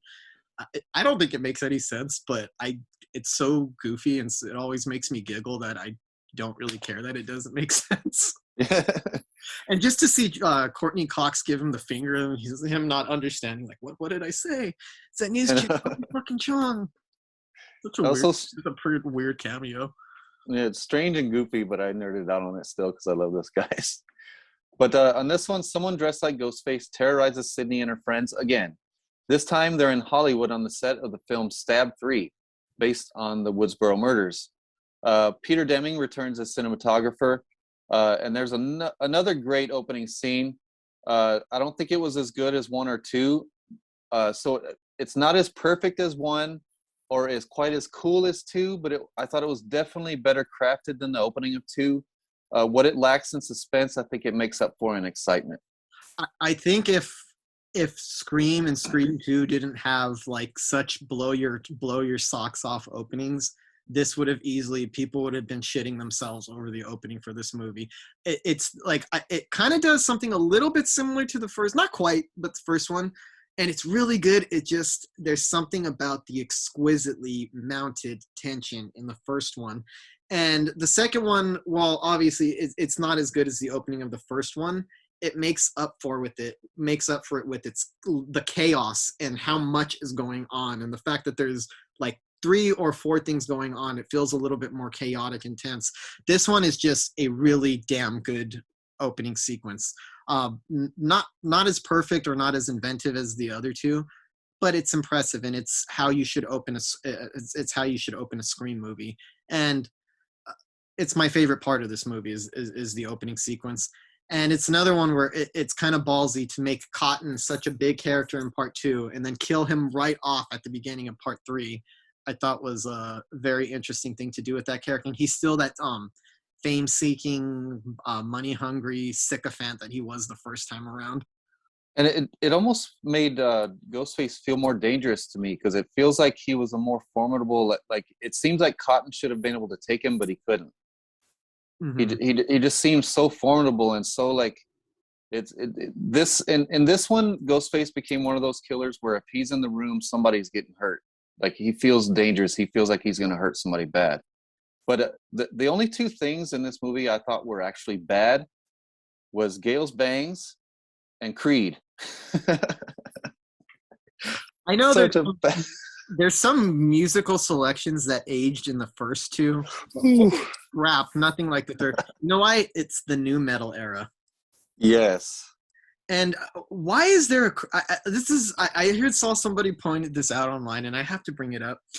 On that Stab set, or it was Stab 3, I believe, they go to great pains to recreate thoroughly Sydney's house in Woodsboro, where it looks like the exact same thing. And then they replace one of the posters. I think it was like, I forgot, it was some girl group, and they replace it with the Creed poster. Yeah. Wow. I was like, Sydney does not have a Creed poster in her room, dude. She's Yeah. not that dorky. And look, that's even a stupid thing to complain about. That's not even a flaw of the movie, really. But maybe it's just a personal thing that when I see it, I'm like, blur that shit out. It's not. No, Sydney's too cool for Creed. I'm sorry. Yeah, but that and Gail's bangs, they're just so distracting through the whole thing. Oh yeah, yeah. I think one of my problems with this one is that other than the opening scene, it has some good moments of suspense because Wes Craven's such a good director, but I didn't really like any of the kill scenes in this movie. And to be fair, I don't even think it's fully the fault of the filmmakers and the people involved. At the time this came out, and there was this ripple effect, and we've talked about it before, of the Columbine shootings that happened in '99. A lot of studios and a lot of people started caving into the pressures of the idea that movies like kind of influence people to be violent in the real world, which is kind of ironic for a franchise like this, since they kind of poke fun of that in the first movie. But it other than like the first opening scene where you see Cotton get stabbed, pretty much every stab scene takes place either out of the frame or behind somebody's back. And they really were tried to take the violence and the gore down, and it was largely because they didn't want to have any controversy because of everything that was going on with Columbine. And it's one of the reasons that they went out of the way to not have any teen victims, which I actually don't think it's a flaw. I don't really care that they're not teen victims at this time around. I think that's fine. The franchise has got to switch things up, so they're more adult villains in this one. So they couldn't have any teens getting killed in this movie, and they had to seriously take down the gore. And I think for me, that's where a lot of the kill scenes suffer as a slasher movie. The suspense sequences building up to the kills are good because Wes Craven directs them really well, but it's just, and I just don't think it has any memorable actual kills when it gets to like the actual kill. And I think that was one of the issues for me. None of them are memorable. I felt this was more graphic and more violent because the fights were more believable, that they had more impact. Where the first one, it just seemed like the second one, they're just going through the motions, but this one, it seemed more impactful. And I don't think they showed as many on-screen kills, but I thought they showed more gore in this one than the first one. Maybe not as it's happening, but I thought they showed more gore in this one. I seem very I mean, not that it didn't seem it's obviously violent. It's people getting to death, but I didn't care for, other than the opening sequence, I didn't care for a single kill scene in this one. It didn't work for me. It just felt too defanged. And one of the interesting things about the movie is about its production and how constantly it was rewritten while they were doing it, and how they were making changes. And some of the imprints of the original script are on Scream 3, and I think there's a problem with that. For one thing, the original script had Angeline, the one who is playing Sydney's the one who's playing Sydney in Stab 3, replacing Tori Spelling. She was actually meant to be the killer with Roman, and it was part of the script deep into shooting. So if you notice, there are constantly scenes with her where she is not present conveniently every single time that Ghostface comes up, except when she gets killed. That's when she runs into Ghostface for the first time. But they deliberately mislead you several times to think that she's the killer. But the way that it's directed and the way that it's filmed, it's meant for her to be the killer. That's why she comes after the house explodes. She comes out of the corner saying, "What's going on?" And she's kind of not believable, and they're all kind of looking her weird. Or when Sydney catches her in the bathroom, or just the fact that she just so happens to escape and never be around, I think it's noticeable. And I think it becomes very noticeable in the climax. And this is what the problem I have with the climax. And I'm willing to admit some of my problems I have with this movie are inevitable, not because of the filmmakers, it's just because of decisions that they had to make. Scream 3, the climax, it seems to me very implausible because now Ghostface has the ability to be everywhere all at once and cross very short distances in a highly unbelievable amount of time. He's in this part of the house, he's in that part, he's here, he's there. And the reason it's doing that is because when they filmed it, that's actually supposed to be two killers. So if you look at it from that point of view, that makes total sense that the Ghostface could be here and then the next scene be here. And Roman could be doing this while Ghostface is still doing that. And it's filmed that way. And I think the fact that that there's only one killer just makes that climax very hard to buy. He kind of starts to it gives the effect of giving him the supernatural ability that he'd never possessed the moniker never possessed in the sequels, where now he's everywhere all at once and he can be anywhere at any time, almost to the point where it's like Michael Myers or Jason, but he doesn't have that mystique or the quality of Michael or Jason to kind of justify it, where they're borderline supernatural characters or more than human. Roman is not more than human. And to me, that's one of the reasons that I never understood why Ghostface was everywhere all at once until I found that out. And I was like, that makes sense. What you're actually seeing is two killers, but when they get to the climax, it's just one killer. And I think that's a little bit of a problem for me anyway. It just loses some of what made the original two Screams kind of grounded, is Ghostface's ability. Yeah, he is intimidating, like you said, where you feel like somebody's going to die, but I just didn't like that he could appear everywhere at once. And it's because as it's filmed as it's two killers, and then they changed it right at the last minute and threw in a death scene for Angeline. And it just makes the climax a little implausible for me. Yeah, and another problem I had with it was Sid's dream sequences. They seem out of place. They were kind of hokey compared to the rest of it. If it wasn't for that, I would have enjoyed this movie even more. And that's another thing. And that's a lot of the stuff is it's weird because it's similar to the problems that I have with way off different movie, but Spider-Man 3. Seems like a weird comparison, but it's not. But it's both the case where the studio is constantly making decisions that the filmmakers didn't necessarily want, or let's be more specific, the Weinsteins shoving their nose in and throwing in another screenwriter. I forgot who the other screenwriter is, but Aaron Kruger didn't write those supernatural sequences with Sydney's mom and stuff like that.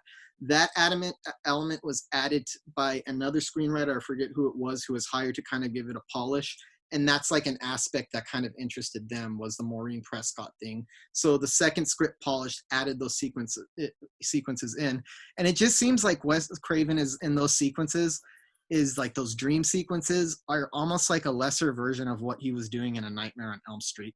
I don't think any of them work. And I think they could all be chopped and the movie would flow a little bit better without them.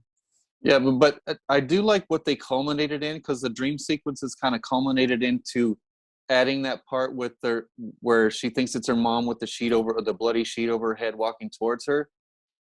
It made for a really cool scene, but like you said, when it turns out to be one killer, it's completely implausible that he would, because he was just in the other room when she goes into that room and sees her mom with the sheet on her. And I think that opens this movie up to so many flaws, that there's imprints of what it was supposed to be in the movie, and because that's not what it is, it makes so many other things not work. And you can't really blame the filmmakers for that, because they were not filming it with the idea that Roman was the sole killer. So as far as they were filming, it's plausible. So I'll give it that.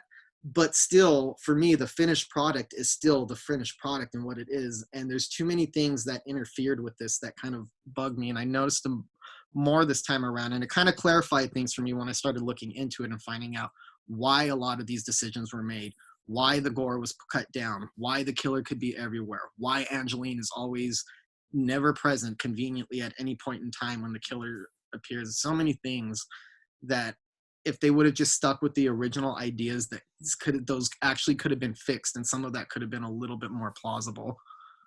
Yeah, and this one had hokey scenes that I actually seen as flaws, and it's a much more flawed film than part 2, but I thought it was just more fun. Okay. They're just throwing more at us, more mystery. They're throwing more mystery at us. They're throwing more red herrings at us. They're throwing more funny characters at us, like Parker Posey playing Gail, and then her facing off against Gail Weathers. I thought that was comedy gold. Every time they were on the screen together, I laughed my ass off. Okay, that's another problem I have with this movie. It's not that Parker Posey.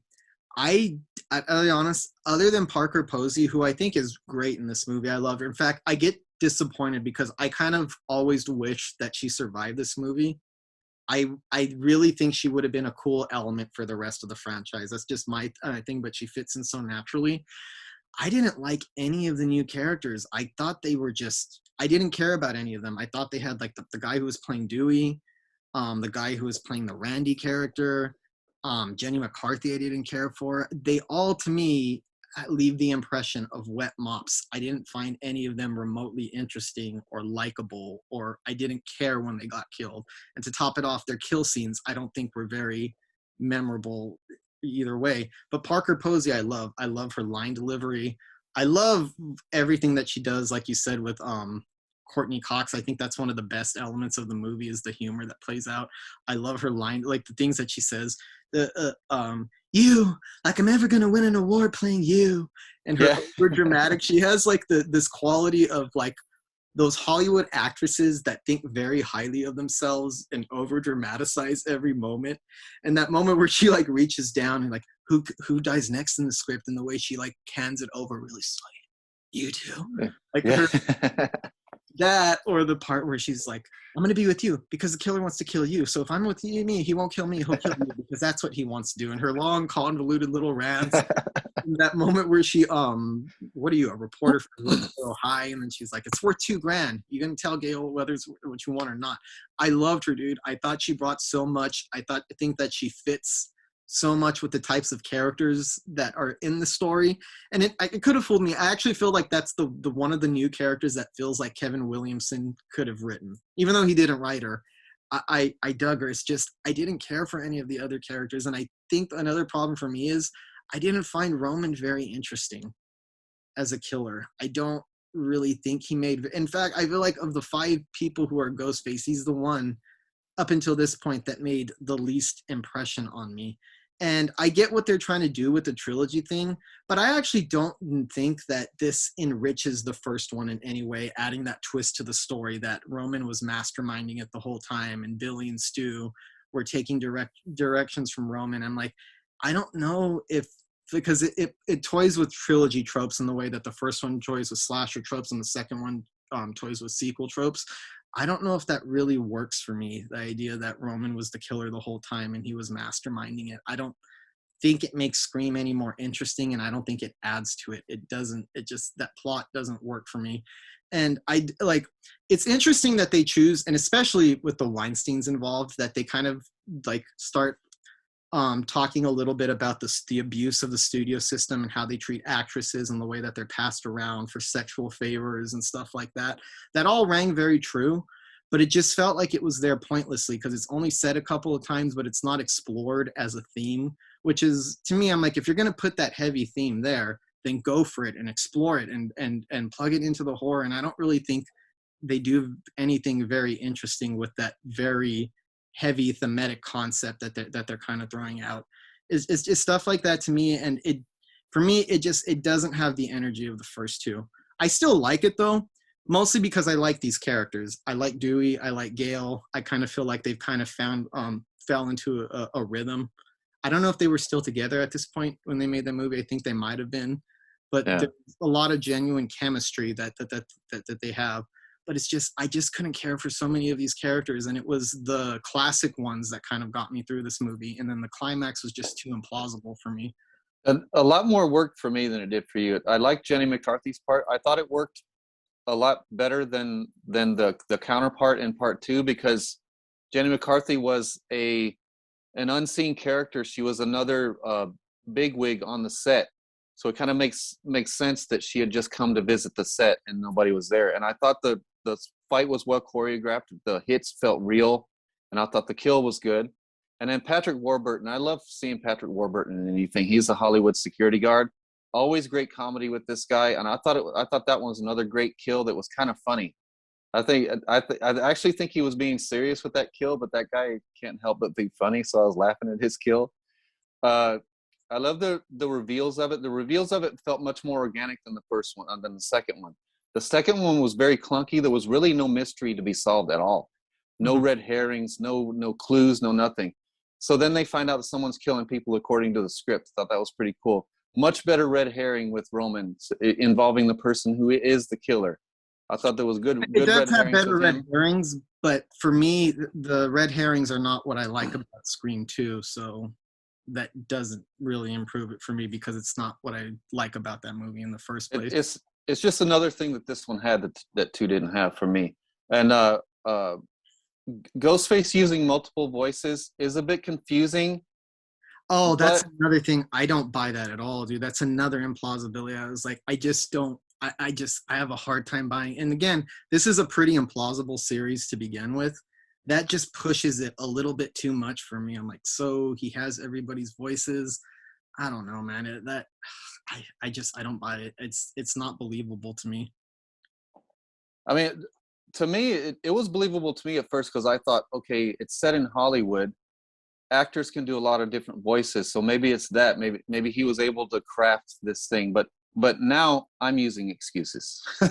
Yeah. I it just like I'm not saying it's not possible. Maybe there is some kind of technology, or there was in the year 2000 or 1999, or I mean, it came out in 2000, but it was filmed in 99 when they did it. But it just pushes things too much. And look, I hate to be the complainer with this complaint because to have the complaint I'm about to have, because I don't like when other people have this complaint, and I almost feel embarrassed that I have this complaint. But the truth is, I have this complaint. I think it's a good thing when established franchises, continue with their sequels and they do things a little bit different and they try to change it up. You got to do that to like kind of like, keep the thing fresh.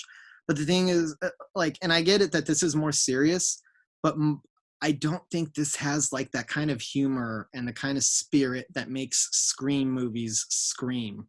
That 1, 2, and 4 have for me. It doesn't have that zippy energy, that relentless like forward drive that the other three have. That it just it feels a lot more like leaden to me. It doesn't have like that same propulsion and the well, dialogue. It just and well, see, I think this one has much better propulsion than the second one because it's much more eventful from scene to scene. There's much more killing. There's much more mystery. There's more but the thing character interaction. I didn't find any of the characters interesting, and I kind of like I just a lot of it was just kind of drawn out to me. And I think that's where it lacks a certain kind of energy that I liked about it, and it doesn't make me laugh as much. And I think luckily Parker Posey's in this. She's a big part of what brings the humor back Well, to. that that's what I loved about it is it didn't have the as much humor and the sharp humor in the script, but it made it more serious, which might have turned a lot some people off. But in such a more serious script, they put comedic performances like Parker Posey and Patrick Warburton in there that I thought brought the comedy and had me rolling. And then the whole mystery with the strange photos of Sid's mom showing up left at the crime scenes, I thought that was all really cool. And then the killer faxing the new pages of the script as they're looking for him, it could have come off as really hokey, but I thought it was really good. And then it ended up in that gnarly kill with the explosion. I thought that was one of the best kills in it. I don't like that scene. Like, even I used to like this movie a lot more as a kid. To be fair, for a movie I'm criticizing this much, I'll admit I've seen this movie probably dozens more times than a lot of movies that I claim to like more, because I grew up fucking loving this franchise. But I still don't really care for that explosion sequence. It explodes and they go down, and it just, I don't know, man. It doesn't work for me. The faxing of the pages doesn't work, and I don't like that character. I don't know what it is, that fucking character who plays Dewey, and his half affected, and like, oh, please kill him off already. I don't even kill him off because I don't see him on screen anymore. Like, I liked him because he was very deliberately that way, and I thought it was clear from the beginning that he was very deliberately a vapid character who's trying to play Dewey the way he was originally written, as the the good-looking leading man type. I thought that was cool too, because that's what the original script called for. I didn't think about that. It is subverting something behind the reality of the movie, so that makes sense. But it's just other than Parker Posey, these new characters didn't do much for me. Patrick Dempsey is okay. I didn't love him, but I thought he was kind of interesting. I would have liked it more if he would have played a bigger part and played a little bit more into it, because he seemed to me to be a little bit of one of the more interesting characters. And I'm sorry, I gotta love a character who has a "Kiss Me Deadly" poster in their office. That movie, I'm such a big fan, and I kind of geek out when I see that. Although, another thing, I really wished he would have answered Sid when she asked him, "What's your favorite scary movie?" And he says, "My life." Yeah. Cringe. I'm sorry, cringe. I'm like, it's not funny. You would have been cooler if you would have actually just named, I don't know. But I feel like they could have done more with that character. He was one of the more interesting of the new people that they introduced. Yeah, I really like Patrick Dempsey, and they use him as a red herring several times, and I thought it worked every time. I thought his behavior was just strange enough to make you consider maybe he is the killer. Another thing that part 2 didn't even have at all. Yeah, okay, he is an interesting red herring, but I don't like him as a red herring because it just seems so random. It's just like, I don't know what his connections are to any of this, so why would he be interested? And if you really think about it, a lot of the complaints you have are things that are very deliberate and things that they discuss in here as being part of the tropes of of the end of a trilogy, of a part 3. Like Red herrings? Huh? Red herrings? No, most of the complaints you have point towards what they discuss here. What the thing that's the very nature of a trilogy. Like when Randy's sister shows up. Yes, that could have been hokey. That Randy left a tape behind, but he's the kind of character who would do that. It seemed believable. He talks of the unexpected backstory and exposition in part 3, which we see. The trilogy reveals something we didn't know. Yes, it's a much better meta discussion of a third film and less ham-handed than the discussion of sequels in part 2. Maybe, but it didn't entertain me though. So I thought it was okay. Randy leaving a tape behind does make sense, but the way that it gets introduced with his sister there and stuff like that—that's another thing that to me that just seems contrived. And look, the first 2 have moments like that. They have contrived scenes that things that don't really make sense happen so the story could get to what it needs. So I'm not going to say that the other 2 don't have it, but because I was so not enjoying it, I mean, not enjoying it, but because I wasn't enjoying it the same way, that stuff kind of stuck out to me, where a lot of the times I can overlook it if the movie is really viscerally engaging me. And it's weird because I've gone so up and down all over the place with Scream 3. I actually thought I was going to give it a better review than I did, because the last time I watched this, which was like a couple of years ago before my most recent viewing, this is when I was showing it to a couple of friends who had never seen any of the Scream movies.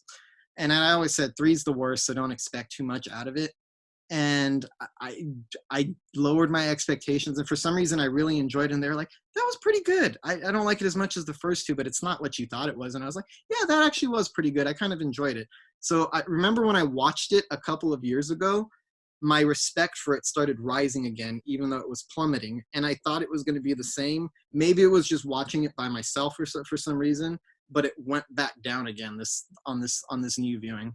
I don't know what it is. I mean, I'm sure you've had experiences like that, depending on who you're sitting with or while you're watching a movie by yourself. You have different experiences with the movie different times. But I can say I enjoyed this quite a bit 2 years ago when my opinion started getting lower of it. And then it kind of went back down again when I saw it this time. Yeah, and well, for me, I actually thought it was more clever than 2. It's a more clever script. It's a more clever mystery, more clever character interaction, more clever red herrings, more clever fake outs. I thought it was much more focused than part 2, save for some hokey moments that 2 didn't have. And there's possibly too much going on, but there's much more going on in here. And I think the flaws are there because the scriptwriter and Wes Craven were throwing more at the wall than because 2 was very stripped down, was very playing off the first one, was very making another Scream rather than trying to do something completely different like this one did. It does do something different, but it doesn't work for me. I don't like the Maureen Prescott stuff. I think all of that's overwrought. I think Roman is boring. I wanted him to shut. I mean, the part that I most related to at the end of it was I actually have the line right here because it's how I felt. God, why don't you stop your whining and get on with it? I've heard this shit before. That's the moment I was like, yes, just shoot this guy because he's not a good villain. He's not interesting. And there's a lot, like I said, each one has its implausibilities, but that whole thing leading back to her mother and making this epic thing and then rewriting the first one. But the whole franchise does that. It does something and then it makes fun of itself for doing that. The whole franchise does that. I don't think it makes fun. And that's another thing. I actually think that takes that aspect of it seriously. And that's another thing that I don't think it's making fun of it. And that's another thing. Aaron Kruger, I mean, you can disagree with this, and I kind of see it in the film. He admits that when he was writing this, he didn't quite have a grasp on this world or this characters or what this franchise was. And for me, I can see that in the movie. As long as the other complaints that I have that like I said, like his supernatural abilities and the popping up all over the place, which I understand it's because they shot it to be two killers. And on that level, it makes sense. But to me, the finished product is still the finished product. And it lacks energy for me. And it's only watchable for me because I like the characters and because I love Parker Posey in this one. And it has a really good opening scene. But so much of it drags. It takes the tropes that it's parroting a little too seriously, where I don't even feel like I mean, maybe it is making fun of the tropes of the trilogy in terms of what it's doing, but I don't think the movie is very funny about how it's parroting it, or even if it's meant to be a parody. To me, it seems almost deathly serious. I mean, it articulates it pretty pretty clearly that's what it's doing. But it's not a good parody, though. To me, it comes across as deathly serious. Like we know how goofy this is, or we know that this is somewhat tongue-in-cheek. I don't get the feeling that Aaron Kruger realized how tongue-in-cheek or how goofy that actually is. Or it's that's a complaint I got even rewatching it. A complaint I totally get it. It doesn't feel like Scream as much as 1, 2, and 4 do. But I actually appreciate it for that because it's a completely different setting. It's set in Hollywood, a more decadent, a more vapid setting. So it makes sense that your characters aren't as layered. It makes sense that these are, vapid, single-minded type of characters. Or are you just making excuses? Huh? Or are you making excuses? No, I mean, that was. I'm totally joking. I mean, pretty much every movie that features Hollywood actors has vapid characters like that, and I like the additional red herring with Emily Mortimer. I thought that was well done and believable. And then Sid on the set of Woodsboro, I thought it was pretty cool, but I had to suspend a lot of disbelief because why is she left alone so long on the set? But I thought it was a great fight and a great chase that was kind of interrupted by the dead mom under a sheet, and we addressed why that was a problem. But I like the party at the director's house. I love when a movie finds a good reason for characters to split up, how half of them went upstairs and half of them went downstairs. That leads to a great fake out that throws you off the scent of the killer. I like that one chaotic scene where you have all the characters, all the remaining characters. I think it was like four characters standing in a room together, and that's the last time you would expect Ghostface to show up, but he shows up out of nowhere and he kind of attacks everybody. I love scenes like that where a killer walks up in the middle of a group of people and it's kind of believable the way he fights all of them. So I thought that was a great chaotic scene. That is kind of cool, but it's not believable that he was there, given that he was just all the way on the other side of the house a second ago. That's true. Like I said, but the one-way mirror kill with Parker Posey, I thought that was cool as hell. Oh, and that's another thing. I didn't like that scene. I didn't like that as a kill scene. There was no gore in it. I didn't like, look, Gail, the mirror's moving. Like that was not funny.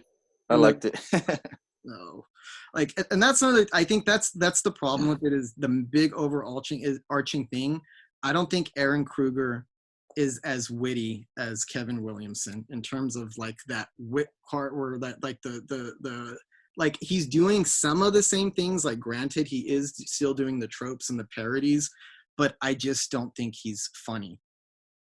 And the only things that are funny are because the characters make them funny, because Parker Posey really brings it.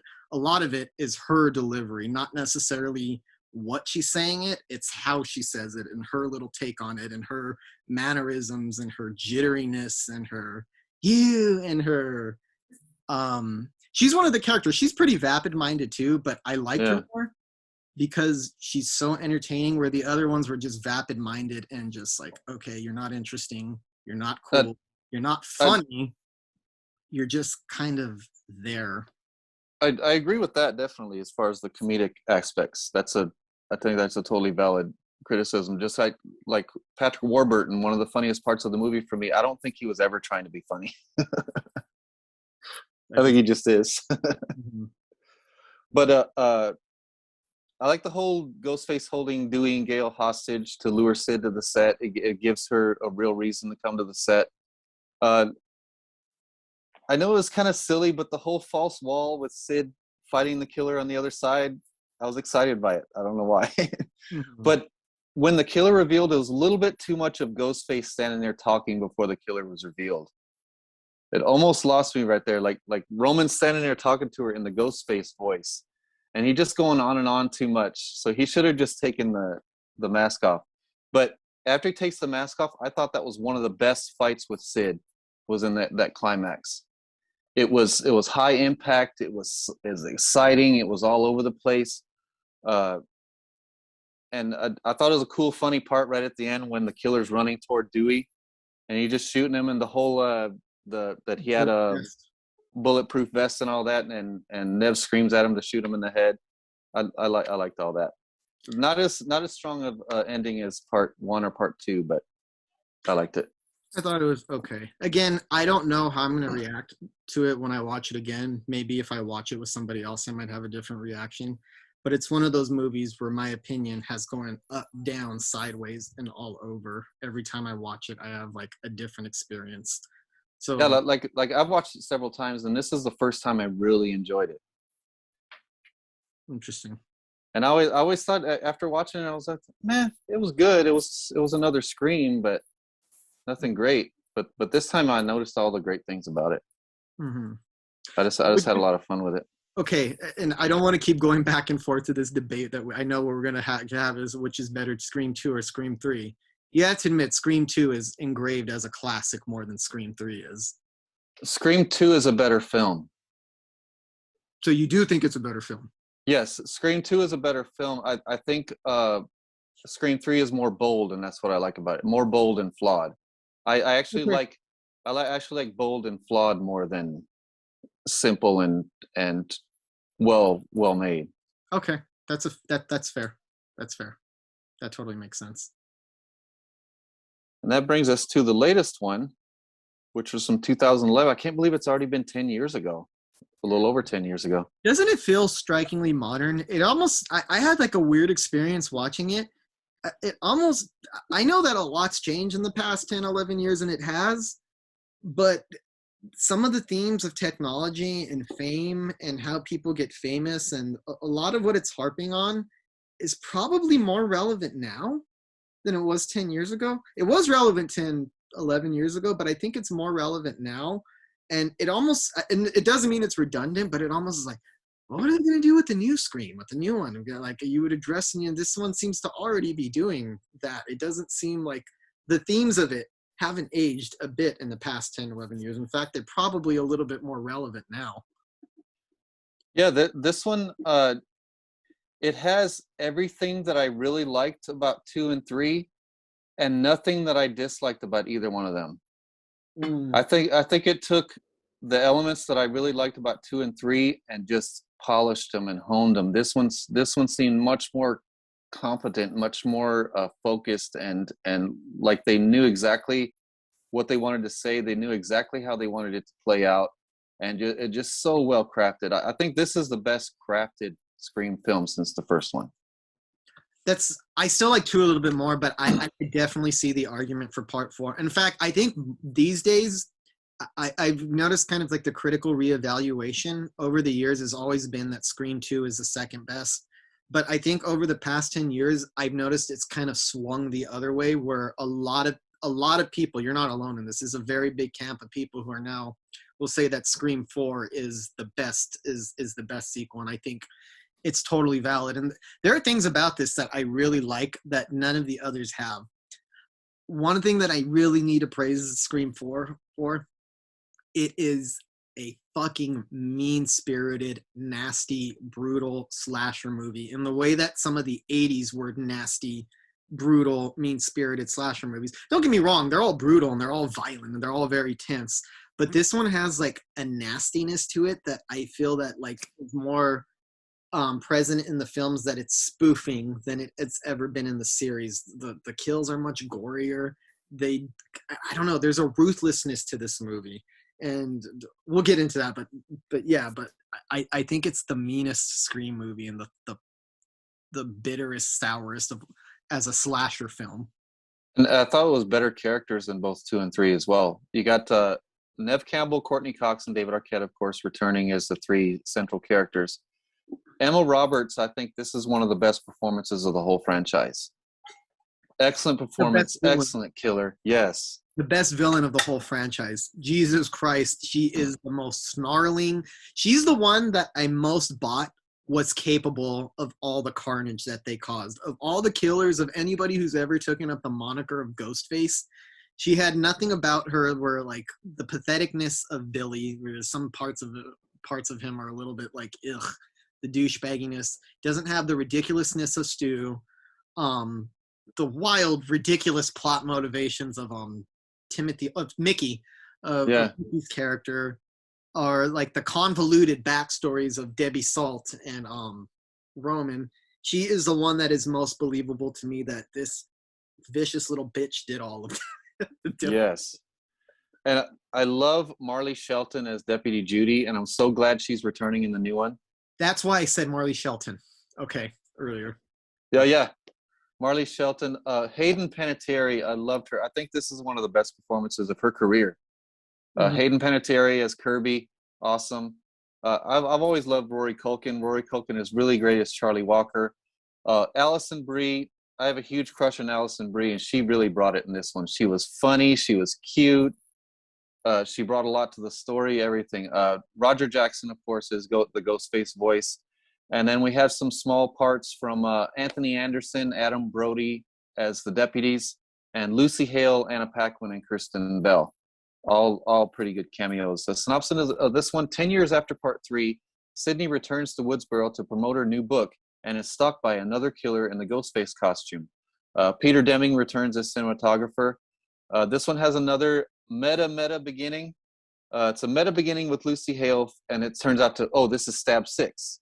And there's the nice torture porn discussion, and they're watching Saw 4, and they talk about a Facebook stalker. So they're throwing a lot at you right away, but so focused. Then it goes even more meta with the beginning with Anna Paquin and Kristen Bell, and then they're discussing lame multiple sequels, and then that's Stab 7, Fake. You know, go on. Sorry. Then the real beginning begins, and it's 2 girls discussing the movie within a movie. Franchise is getting ridiculous. Great brutal kills. So you have all this great meta discussion just right in the opening scene.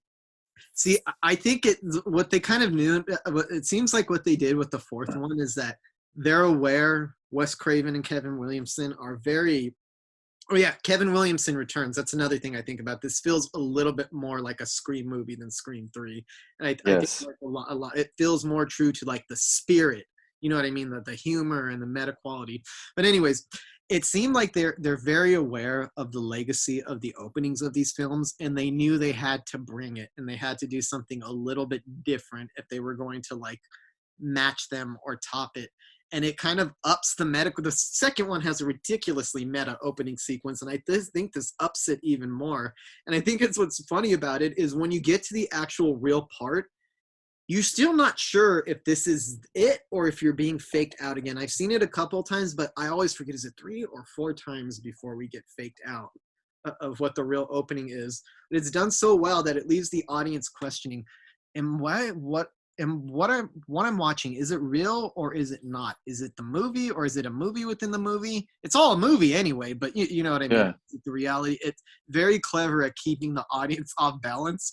And I love the line where Anna Paquin, right before she gets stabbed, it's really funny because he said, nothing like, what did she say? Nothing unexpected, or there's nothing surprising happens. And then her friend just like reaches over and stabs her really quick. And holy crap, if you want to talk about something that's really unexpected or totally out of left field, you did it right there. The fact that the most unexpected possible thing happened right after she just said that horror movies have nothing, these are unexpected, is totally cool. Totally aware of what the Scream franchise is. Oh, please, a bunch of articulate kids sitting around deconstructing horror movies until Ghostface shows up to kill them. And tell me if you agree, that could have failed miserably. Oh, yeah. Because they even have a similar open on one of the scary movies. The scary movie spoofs. They have a similar opening with the movie within a movie. Oh, I forgot about that. They do. And so this could have very well come off as hokey like that, but not at all. It's so well directed, so effective. Mm-hmm. And then it goes just like with the other ones. You finish this great meta opening scene, and then we meet our central characters, which we meet Sid and Dewey. Sid is a writer returning to Woodsboro with her assistant, Allison Brie. She's great right away. And then you see Dewey and Gail are married, and Dewey's the sheriff. Hayden Panettiere and Emma Roberts are believable friends, and I loved watching them the whole time. I thought they were both great leads. I thought it was a great dynamic between Dewey, Gail, and Deputy Jill. It was always funny and interesting when those three got together. I like the new set of film geeks. Even though Rodney Mercer, the film geek, was the new Randy. I didn't even care. It was those. I like those two a lot, especially the Culkin guy. So it's so meta that there's like the movie's aware that they killed off Randy, and since he was such a big part of what made the franchise what it was in terms of its identity, like it's so tied to Randy's personality. I think these movies that you need the Randy character, even if you're not Randy. There needs to be hardcore film geeks who sit around and deconstruct and think about slasher movies and horror movies like this. I love Hayden Panettiere. I like that. I don't know. I don't even know if that's like a positive or anything, or if that makes it better, but I find her more endearing that she likes such hardcore cult horror movies. Not that makes it better, but for me, it makes it better. That makes sense. Yeah, she likes cult horror movies. She listens to metal. And I love the whole conversation where Ghostface is feeding her trivia, and she just starts naming off all these movies. Mm-hmm. And some of them are very atypical choices too. I like that. I have to say, I was very proud of myself during that scene, because when I saw this movie 10 or 11 years ago for the first time, I hadn't seen a good chunk of the movies I'd heard them. Now watching, I've seen pretty much, except maybe one or two, pretty much every movie that's being referenced in that moment. So that was like a personal, it's like, yeah, I feel confirmed as a horror fan. Yeah. And then it has some great character interactions too, because I think it brings some of the more serious dramatic aspects into it that 3 did, but it handles it, the balance, so much better in this one. With the way Dewey is worried about Gail's life not being interesting and eventful enough, because she decided to stay in Woodsboro with him because he's the sheriff, and then he's trying to keep her away from the case, and then the kind of Deputy Jill kind of tries to keep her away from the case, and she's fighting it. I like that whole dynamic. Don't you turning Dewey back into like a police officer and making him the sheriff makes it feel like, brings it full circle, like more of like the classic, like this is Dewey that we really like, the Dewey, like, you know what I mean, older, yeah, wiser, but I really like that they made him a police officer again in this one. Yeah. And then that I love the Shaun of the Dead sequence between Hayden Panettiere and Emma Roberts, where Ghostface is across the street, and this was very reminiscent of Nightmare on Elm Street with Nancy and Johnny Depp across the street, where Ghostface tells them to look in the closet, and there's that whole tense part where they open the closet and he's not there. He said, "I didn't say which closet," and then he jumps out of the closet on the across the street, and that's, by the way, that's a really brutal stabbing right there. That was holy fuck. And it's not just like, it's brutal, and it's not just like a brutal stabbing. the aftermath of it is horrifying. I think that's the most horrifying aftermath in any of. I think it even tops the Drew Barrymore aftermath, which is pretty hard to do. I mean, she's hanging from a tree, and you see her intestines hanging out. But Yes. the way that that room is splattered with blood, and the way that her intestines are just outside of her at that point, it was brutal. It was sickening. It was shocking. It's fuck, it was so mean. Like it's what you'd expect out of the most hardcore 80s slashers that you've seen. Like they really brought that element of it. It's easily the nastiest Scream movie out of any of the four. And so I thought it was so effective as well that they just showed this really brutal kill, and then Sid runs straight over by herself. And you're like, oh shit. And then she gets on the phone with Ghostface, and he has that great line. I loved it. He said, I'm going to cut your eyelids open so you can see me stabbing you in the face. And even her face was like, oh shit. yeah. But that was another great fight, and she kicks his ass. Just hand to hand, legitimately just kicks his ass. And then I love when Gail approaches the film geeks to help her solve the case. It totally makes sense because Dewey wouldn't let her kind of be in on the investigation, so she goes to the only other two that she thinks might be able to help her. Allison Brie being fired and then stalked in the parking garage. This was a very classical scene to me, like a classic scene of a woman being stalked alone in a parking garage. But you've seen it 100 times before, but at this point, it's the execution that counts. Yes, and what really drives that sequence home is when the body is thrown off the building onto the van right in the middle of Dewey's press conference. Awesome. So perfect right there.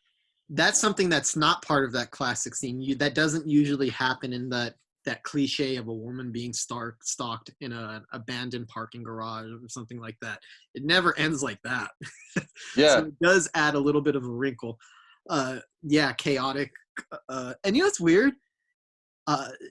She's not a likable character, but she's still adorable and likable, no matter how hard she tries to be that publicist. And this is not like a knock on her acting. It's just she's so sweet and likable that you don't even hate her that much when she's being callous or she's not really thinking about Sydney or she's not really processing the horror of what's going on right now or the trauma that you kind of like, what? Yeah, I think that's what's so great about her performance. Like, you remember the part where she goes up nerding out on Gail, and she's so oblivious that she's so centered on the publicity part of it and advancing her career that she doesn't realize that she's insulting Gail. So Gail just tells her off, and she gets this little look like she's so hurt. Mm-hmm. But she's also aware that she opened her mouth too much. Yeah, exactly. I love the part when Sid and Gail visit the movie club and they kind of mix it up with the film geeks. I thought that was one of the most clever discussions of the meta aspect of it, where they discuss modern horror movies and remakes and all that. And then the geeks being so defiant that they determine that the killer's killing everybody based on the original kills, and they know the next kill is going to happen at a party, and they still insist on throwing their party. They're like more arrogant versions of Randy. Yeah. Or, yeah, not as weird. By the way, I just had to rewind before I forget. I know this is so out of left field, but I wanted to get this across. Randy is such an odd fucking character. The things that he does. Go back to Scream 2 when he sees Gail. Oh, there's Gail. I'm going to go get a little closer. And he says it really weird and slinks off. He always does these really strange things. He's an odd guy. Yeah, he is. I think that especially the Rory Culkin one is like Randy, but a little cooler than Randy was. Like a little bit more like you could see this kid like mixing it up with the popular kids more than you could have ever pictured Randy doing that. Or you can even, it's not implausible that he hooks up with like one of the hotter girls in school or something like that. It's a little bit more plausible. He's not quite as pathetic of a geek as Randy ever was. Yeah, he's cooler and more confident. Yeah. And another great party sequence, just like the beginning, I thought the whole party sequence was good. I was so excited when Gale starts setting up the cameras again. And it's a great sequence because it calls back to the original, but it finds a really clever way to change it up. Like right away, she sits down in her car to look at the feed of the different cameras, and then she sees Ghostface start covering them up. I thought that was really cool. And then she sees herself being watched. That whole scene kind of oddly really scary to me. It is. I think that's one of the reasons that like that type of scene, what you're talking, you know, how it recalls kind of the first one, but does something completely different with it. I think that's one of the reasons that this one has kind of become like a fan favorite, and it seems to. I'm more time goes on, you will hear more people saying Scream 4. I mean, I can't speak on the new one. We'll find out soon enough. But as of right now, as of this moment, the more time goes on, Scream 4 seems to be the favored sequel out of all of them. And it's because it's the one that feels the most like the original Scream without wholesale copying it or repeating it. It repeats it without really repeating it. It does the same thing, but still like stakes new ground and still pushes the story in a completely different direction and surprises you. It almost uses what you expect based off the first movie. It like uses the audience's intimate knowledge and the fandom of Scream to kind of like turn itself around on this one. So I really like that. It feels like Scream, but nothing like it at all. It feels like it does everything the same, but completely different at the same time. And it does enough different to feel fresh.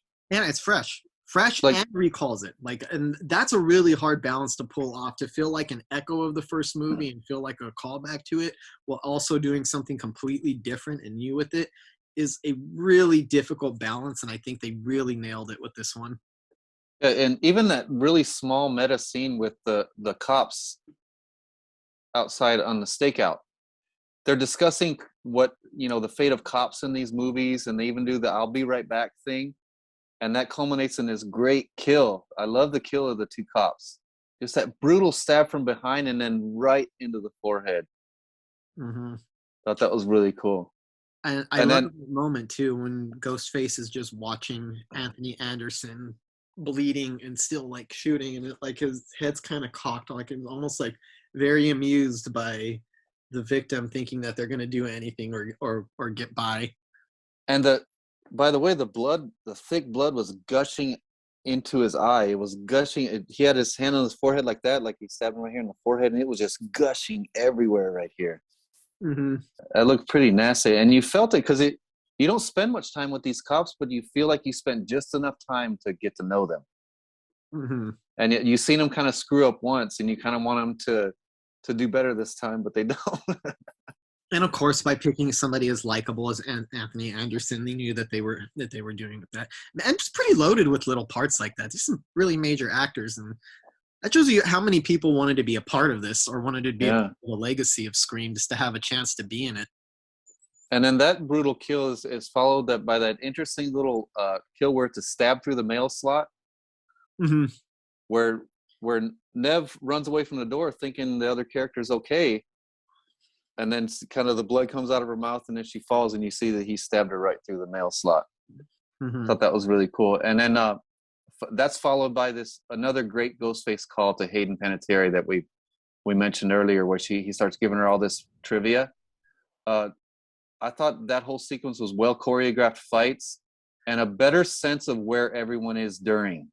Because all of the first three, there were parts where you're like, where is this person? Why is that person just hanging out while this is going on? And then after the action's over, they kind of pop up. But this one, they were really careful with that, I noticed. Yeah. Like I said, that's part of some of the implausibilities that you have to overlook the Scream films that occasionally like, wait, what? That doesn't make sense. But yeah, in terms of like spatial relations, it's very easy to follow where everybody is and what's happening at what, not the least bit confusing. And the reveal of both the killers, I thought, was really strong.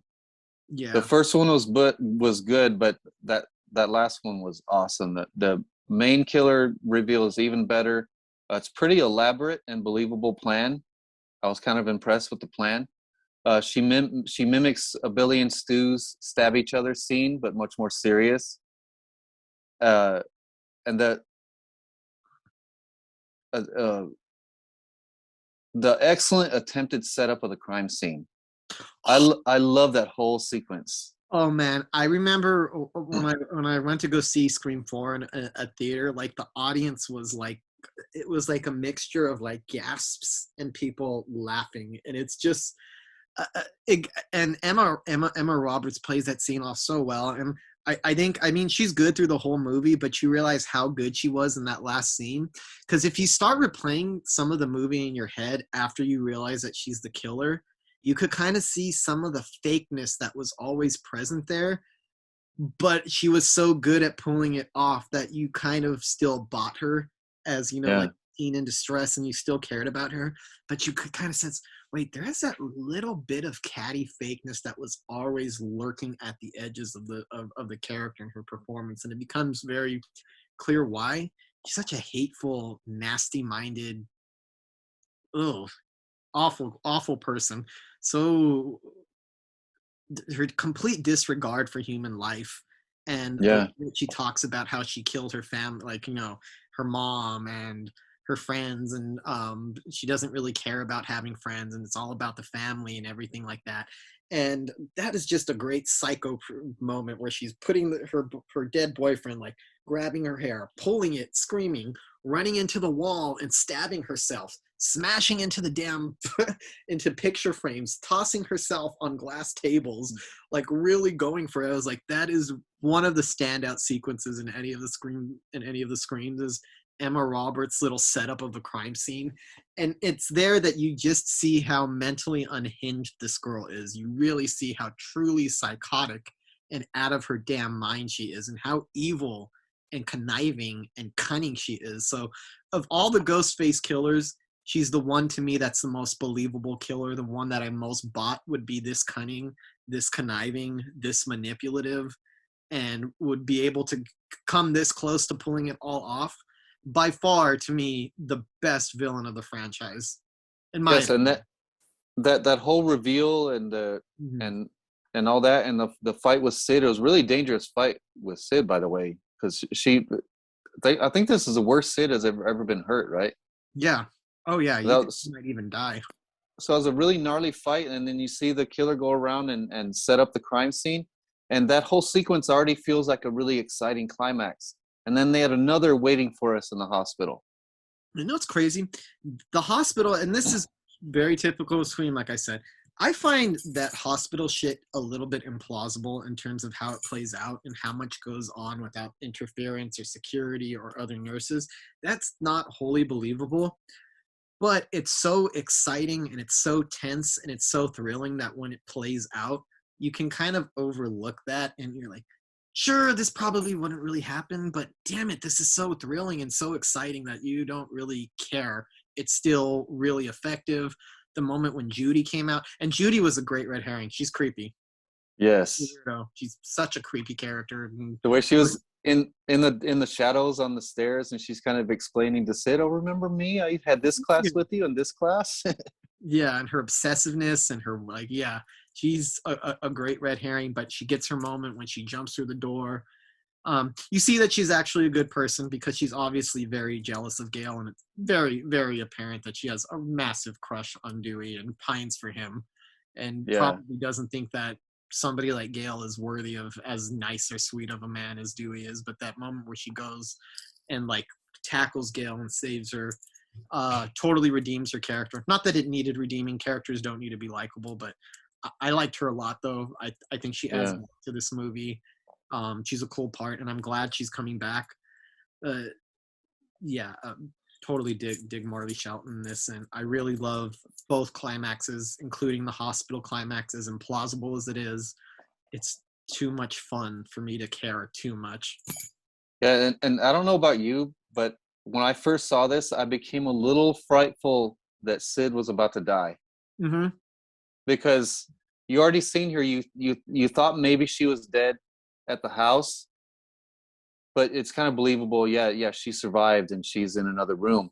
But then when you see her go over to kill Sid, and they get in the fight, and she keeps hitting Sid in the place where she stabbed her. The stitches. Yes, that hurt every time, and you thought, "Oh shit, she's got one up on Sid. She's just gonna kill her right here," and then Mhm. the big save at the end. But I thought that I know it was kind of cheesy, but I love that final kill when they say clear. What? Clear what? Bam! Don't fuck with the original. Oh, that's totally cheesy. It's totally ham-handed. But the thing is, I think they know it is, and they're playing into it. That's a big part of Yes. Scream's charm. I think that in some ways, some of these flaws are kind of built or baked into what the franchise is, because the whole time through the entire series, it's pointing out and it's very clear that it knows what the absurdities of the genre are, and it knows the implausibilities, and it knows what's hokey and what's ridiculous, but it points this out. But then it's also loving at the same time, because it's teasing it. It's not like mocking it in a mean-spirited way. It's just like, we know the formula, we know how ridiculous it is, but hell, we're going to show you why it still works. We're even going to explain it to you and have it coming out of the characters' mouths, and then we're going to have those characters do the very things that they were just criticizing or making fun of, and you're still going to be on the edge of your seats. You're still going to be into it, and you're still going to love it. And I think that's what's cool about it, is it knows that scene, it's hokey, and it just goes for it. It says, fuck it, we know it's hokey, but we also know this is what the audience wants, and we're going to give it to them the best way possible, the most satisfying way. And I think that's what makes it such a great horror franchise, is that it knows what it is and just full on embraces it and just doesn't care. All the ridiculous things, from Henry Winkler doing his cutting knives around, to all the ridiculous character motivations, to the fact that characters show up where they shouldn't be and things that didn't happen. It is part of Scream's charm. Not to make Yeah. excuses for it, but it's part of what makes it Scream, and it's what separates it from other horror slasher franchises. And rewatching part 4 makes me even more excited to watch Scream 5, which is another 10 years later with Although, new directors. don't you like what I was saying at the beginning when we first started talking about Scream 4? It's going to be interesting to see how they kind of like update it with themes that are a little bit relevant to a modern audience, because they're already talking about Twitter. And I know Twitter's more of a big thing now. It makes more sense to be a Twitter stalker, which I was like, I feel like that's more relevant now than it would have been Yeah. in 2011, when less young people are on Facebook and more people are on Twitter. And the whole technology and filming yourself, and which was happening in 2011, but I don't think it's to the same extent it is now.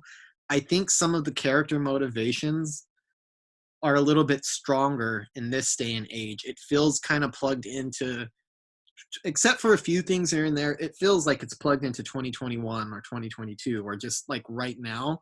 It almost, like when I watch it, I was like, is there a need for a new Scream? Like, what else could they say? Because this movie seemed to have been addressing technology and all of these a lot of modern parts, a lot of things that are part of modern life in 2011. So it's going to be very interesting to see. Do you get what I mean? Like, it almost Yeah. like, is it necessary? I'm sure they'll find a good angle. I'm really looking forward to it. But it felt more modern for a movie that's 10 or 11 years old. It felt very plugged into the moment still. It did. So I'm really excited for this next one too, because of the two directors that they directed Ready or Not, and they both said that the Scream movies are the reason that they're directors. So they really wanted to do this justice, and from what I hear, it's getting nothing but good reviews. It is. And I was obviously for years, ever since Scream 4, and very sadly, this was Wes Craven's last film. But I think it's a really good way to go out with your most vicious, brutal, violent slasher that you've ever done in your career. But I've always, like, over the years, I always thought the idea of another Scream just doesn't work, because what makes Scream to me is Kevin Williamson's witticisms, his witty writing, his humor, his insight into teen dialogue, and the meta qualities, married to Wes Craven's classically expert direction and mounting of suspense sequences, and the beauty. I always thought that's what makes the franchise. But when they announced that who the directors were, and I started thinking, I was like, Ready or Not has a lot of qualities of what makes Scream good. It's violent, it's chaotic, but it's still funny. It has a sense of humor about itself that never undercuts any of the gory moments or the violence. It's a natural fit. That seems right. So I was like, you know what? I got to give this one another chance because if there's any directors that are like cut out for this kind of material, it's them. I totally Yeah. see it in Ready or Not. I see a lot of Scream influence in Ready or Not. So I think those are really good choices. And they're the reasons why I'm able to be like, okay, I'm up for a new Scream film. And the fact that Kevin Williamson is on board. I don't think he wrote the script, but he was involved in writing it. And I know that he's a producer on it and he's very plugged into it. So I'm really looking forward to it. So do you have a prediction of whether we're going to lose one of our three core characters, Sid or Dewey or Gale? Here's another one. I'm going to throw a question back at you. I hate to do this, but I answer a question with a question. Do you think there's a chance that one of our core beloved created characters is the killer? Not going to be killed, is the killer. I think that's an even better question. Now, that's the question. I don't know if it's true or not, but look, maybe Dewey would die. If any of the three characters I think would die, it would be Dewey because I think it would hit the audience the hardest because he's the sweetest character or the nicest one.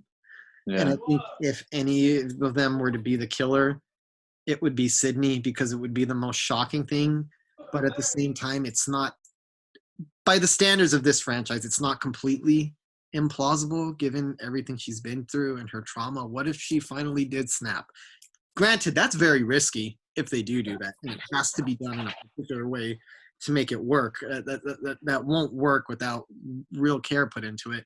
But if I had to guess, Sydney's the killer. If there is a killer of the core character, I don't know if that's true or not. It would be Sydney. And if they were going to kill a character off, it would be Dewey. Yeah, I would agree with both those choices. You would say so? Yeah, because I was about to say that Sydney might just judging by what she's been through, maybe it's just so much trauma for her that she finally snaps. Who knows? And I don't think Dewey would work as a killer. I think that would just it's totally wrong. Gale Weathers, it's just it doesn't fit either. Sydney is the only one that I could see ending up being the killer. And given the canon of the franchise, two of the killers were her family members. Maybe there's a crazy, like, that's not a thing, but within this world, there's a crazy gene or something because one of them is her cousin and the other one is the other is her brother. So it only makes sense that it would be in the family, that there would still be killers in the family. But it's hard to know. I mean, did you see that poster where they show all the cast and the poster says the killer is on this poster? Oh yeah. Really clever marketing. Some of the posters are like 80s style VHS throwbacks. I don't know if you've seen them. They're doing such a good job with like the marketing, and the posters are all really cool and things that I would love to hang up and frame in my room. Yeah, everything about this new movie is making me more excited about it. And then when the early reviews started coming out, it was universally praising it, saying that this is the best one since part one. I'm hearing a lot of that. So I definitely could see that. We'll be reviewing it in the coming weeks. I wonder what it's going to look like. That's one thing I forgot to mention. One thing that I noticed that's a little bit different from Scream 4 is the look of it. It still is reminiscent of the look of Screams 1 through 3, but there's like a soft focus fuzziness to some of it that looks very intentional and a little bit more of a washed out scene and a little color, like some of the color palette is like played with in a certain way, whereas the first three were very slick and crisp and clear, and that kind of changed it up a little bit, which I think is appropriate after so many times you want to give it a slightly different look. So I wonder what this movie is going to look like. Is it going to have like the classic crisp look to it? Is it going to be fuzzy, or if they're going to go in a new direction? I'm interested to see what they're going to do with it.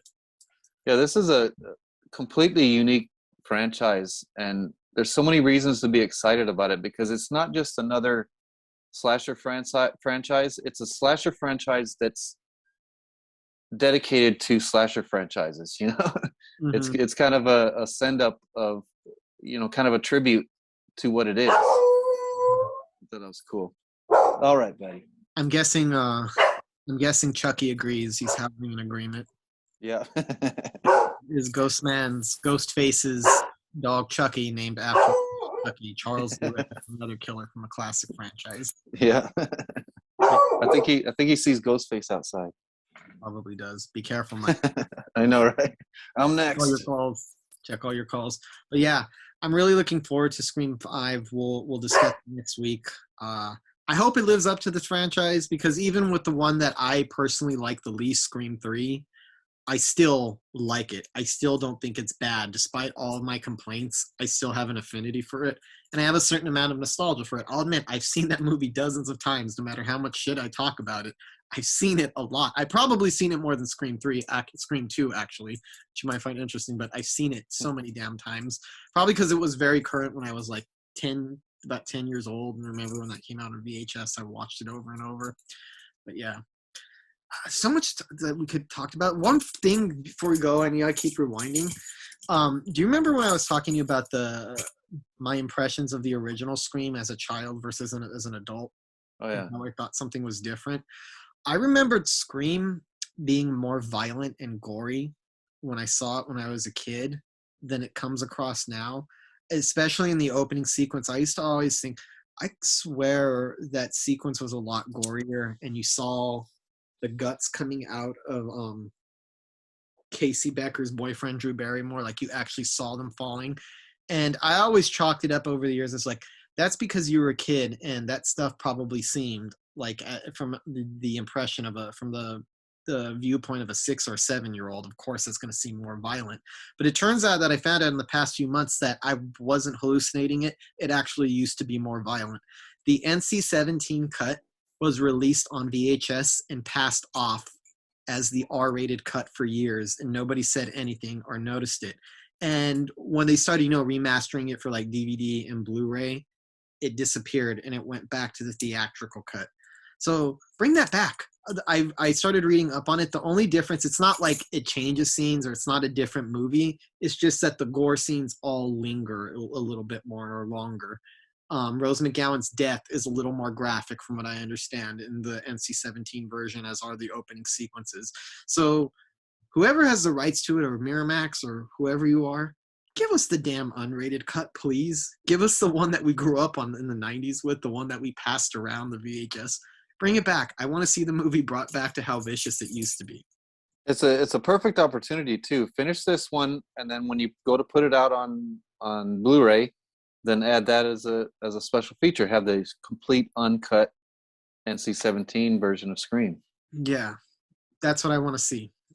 Cut all that stuff back in and put it back to the way that it should have been. Yeah. But yeah, Scream. We got a lot to say about this franchise.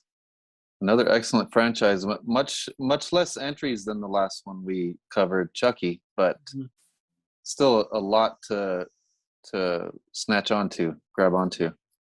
Yeah, and it's so important because people forget, and it's one of those weird things, because as much as I love this franchise, I kind of low-key I hate so much of what it inspired.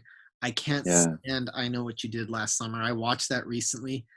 God, that's an awful movie. It is not good at all. And it's weird, is it's written by Kevin Williamson, and it comes across as like an imitator of Kevin Williamson. Maybe it's lacking direct Wes Craven style, but there's just more to that. Movies like Urban Legend and all that. I was like, none of them, kind of like Pulp Fiction, how in the 90s, these two movies Pulp Fiction started a new wave of ironic, self-aware crime films where the characters are into pop culture and witty. Scream started the meta craze and horror in slasher movies with kids who watch horror movies and are aware. And I don't think the imitators of either of those movies, either of those two 90s giants, ever really got the formula down of what made those movies work. And it is unfortunate that it revived the franchise, it revived horror, and it revived slashers. But God, it was a load of crap that came out of this. Well, even though it had a lot of really bad imitators, don't you think it still really helped horror evolve? Yeah, it did. Because it didn't make these tropes okay anymore. Yeah, that's true. Because like if you have tropes, you have to call attention to them now. Or subvert them, or do something different, or toss them out the window. It's like Scream had so pointed out these tropes and so put them on blast that post-Scream, it completely altered the genre. You're like, no, you can't do that anymore. You can't rely on that cliche, because the audience has been made painfully aware of it, and it's been poked at so many times that it forces you to like do something original. So yeah, despite the crappy imitators, it was a good thing for horror, for this to kind of force it to stop relying on so many things that are predictable. And I think horror fans have grown more, as a whole, been more intelligent over the years, and the fan base is growing bigger. So that's why there's a lot more intelligent people in it. Mm-hmm. And I think the Scream franchise kind of catapulted that evolution Mm-hmm. of the savvy horror fan. I think so too. And now it's a common thing. Before Scream, every horror movie was populated by characters who never watched a horror movie or didn't understand and always made stupid decisions. After Scream, every character in a horror movie knows what horror movies are and knows what happens in horror movies, and thus has to act smarter and make better decisions from there on out. So in the long run, yeah, a good thing for the genre. So you got to take the bad with the good. Yeah. Yep. So tune in to us next week. Next week we're going to be reviewing Scream 5, and then we'll do our horror to be roulette, picking up from last year. I hope I have nothing but praises for the new Scream 5, which by the way is just called Scream. It's not called Scream 5. That new annoying trend of making legacy sequels, as they call them, and giving them the exact same title as the original. Such a weird trend. But Yeah, I think it's better than what they were gonna do. They were gonna have the 5 at the beginning, where it's 5 and then cream, where the 5 acts as an S. I'm glad they went against that. okay, well, yeah, okay. If that's stick to just calling it Scream, I can accept that. Hopefully, it plays up on that. I'm hoping that it, because that's a big trend in the horror now, is the legacy sequels like Halloween 2018 or Doctor Sleep, or movies Texas like Chainsaw Massacre coming up. Texas Chainsaw Massacre, which is like another legacy sequel. Candyman, which is another legacy sequel. So I wonder if it's gonna harp on that trend. And they're all called the same thing as the original movies too, for the Yeah. a lot of them. So I wonder if it's gonna harp on that, and maybe on elevated horror. I keep reading that it's gonna poke fun at some of the conventions of elevated horror. Oh yeah. Should be interesting, because elevated horror gets credited for doing things that horror doesn't do and for originality.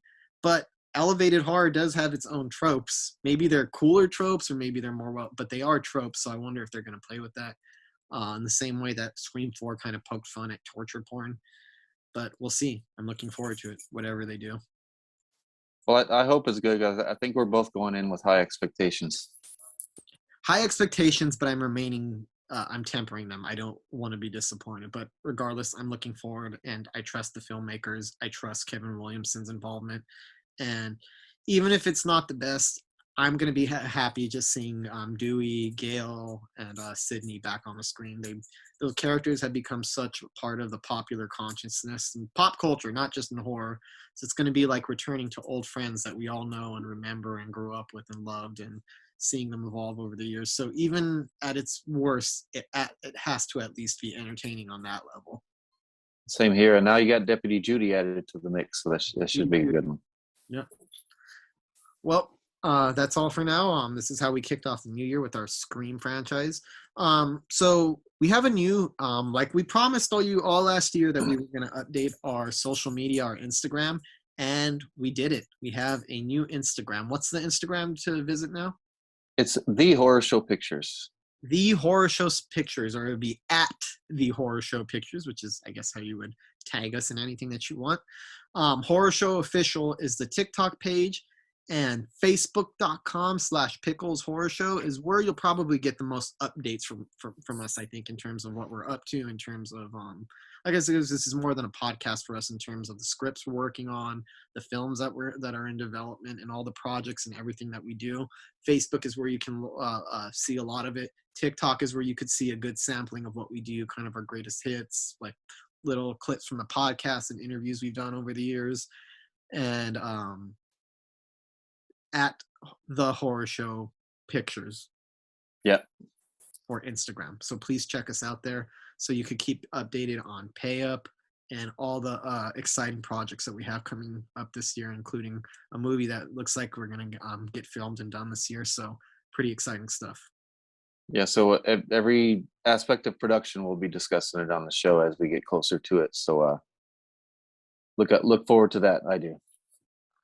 Till next week, folks. Happy horror. Happy horror.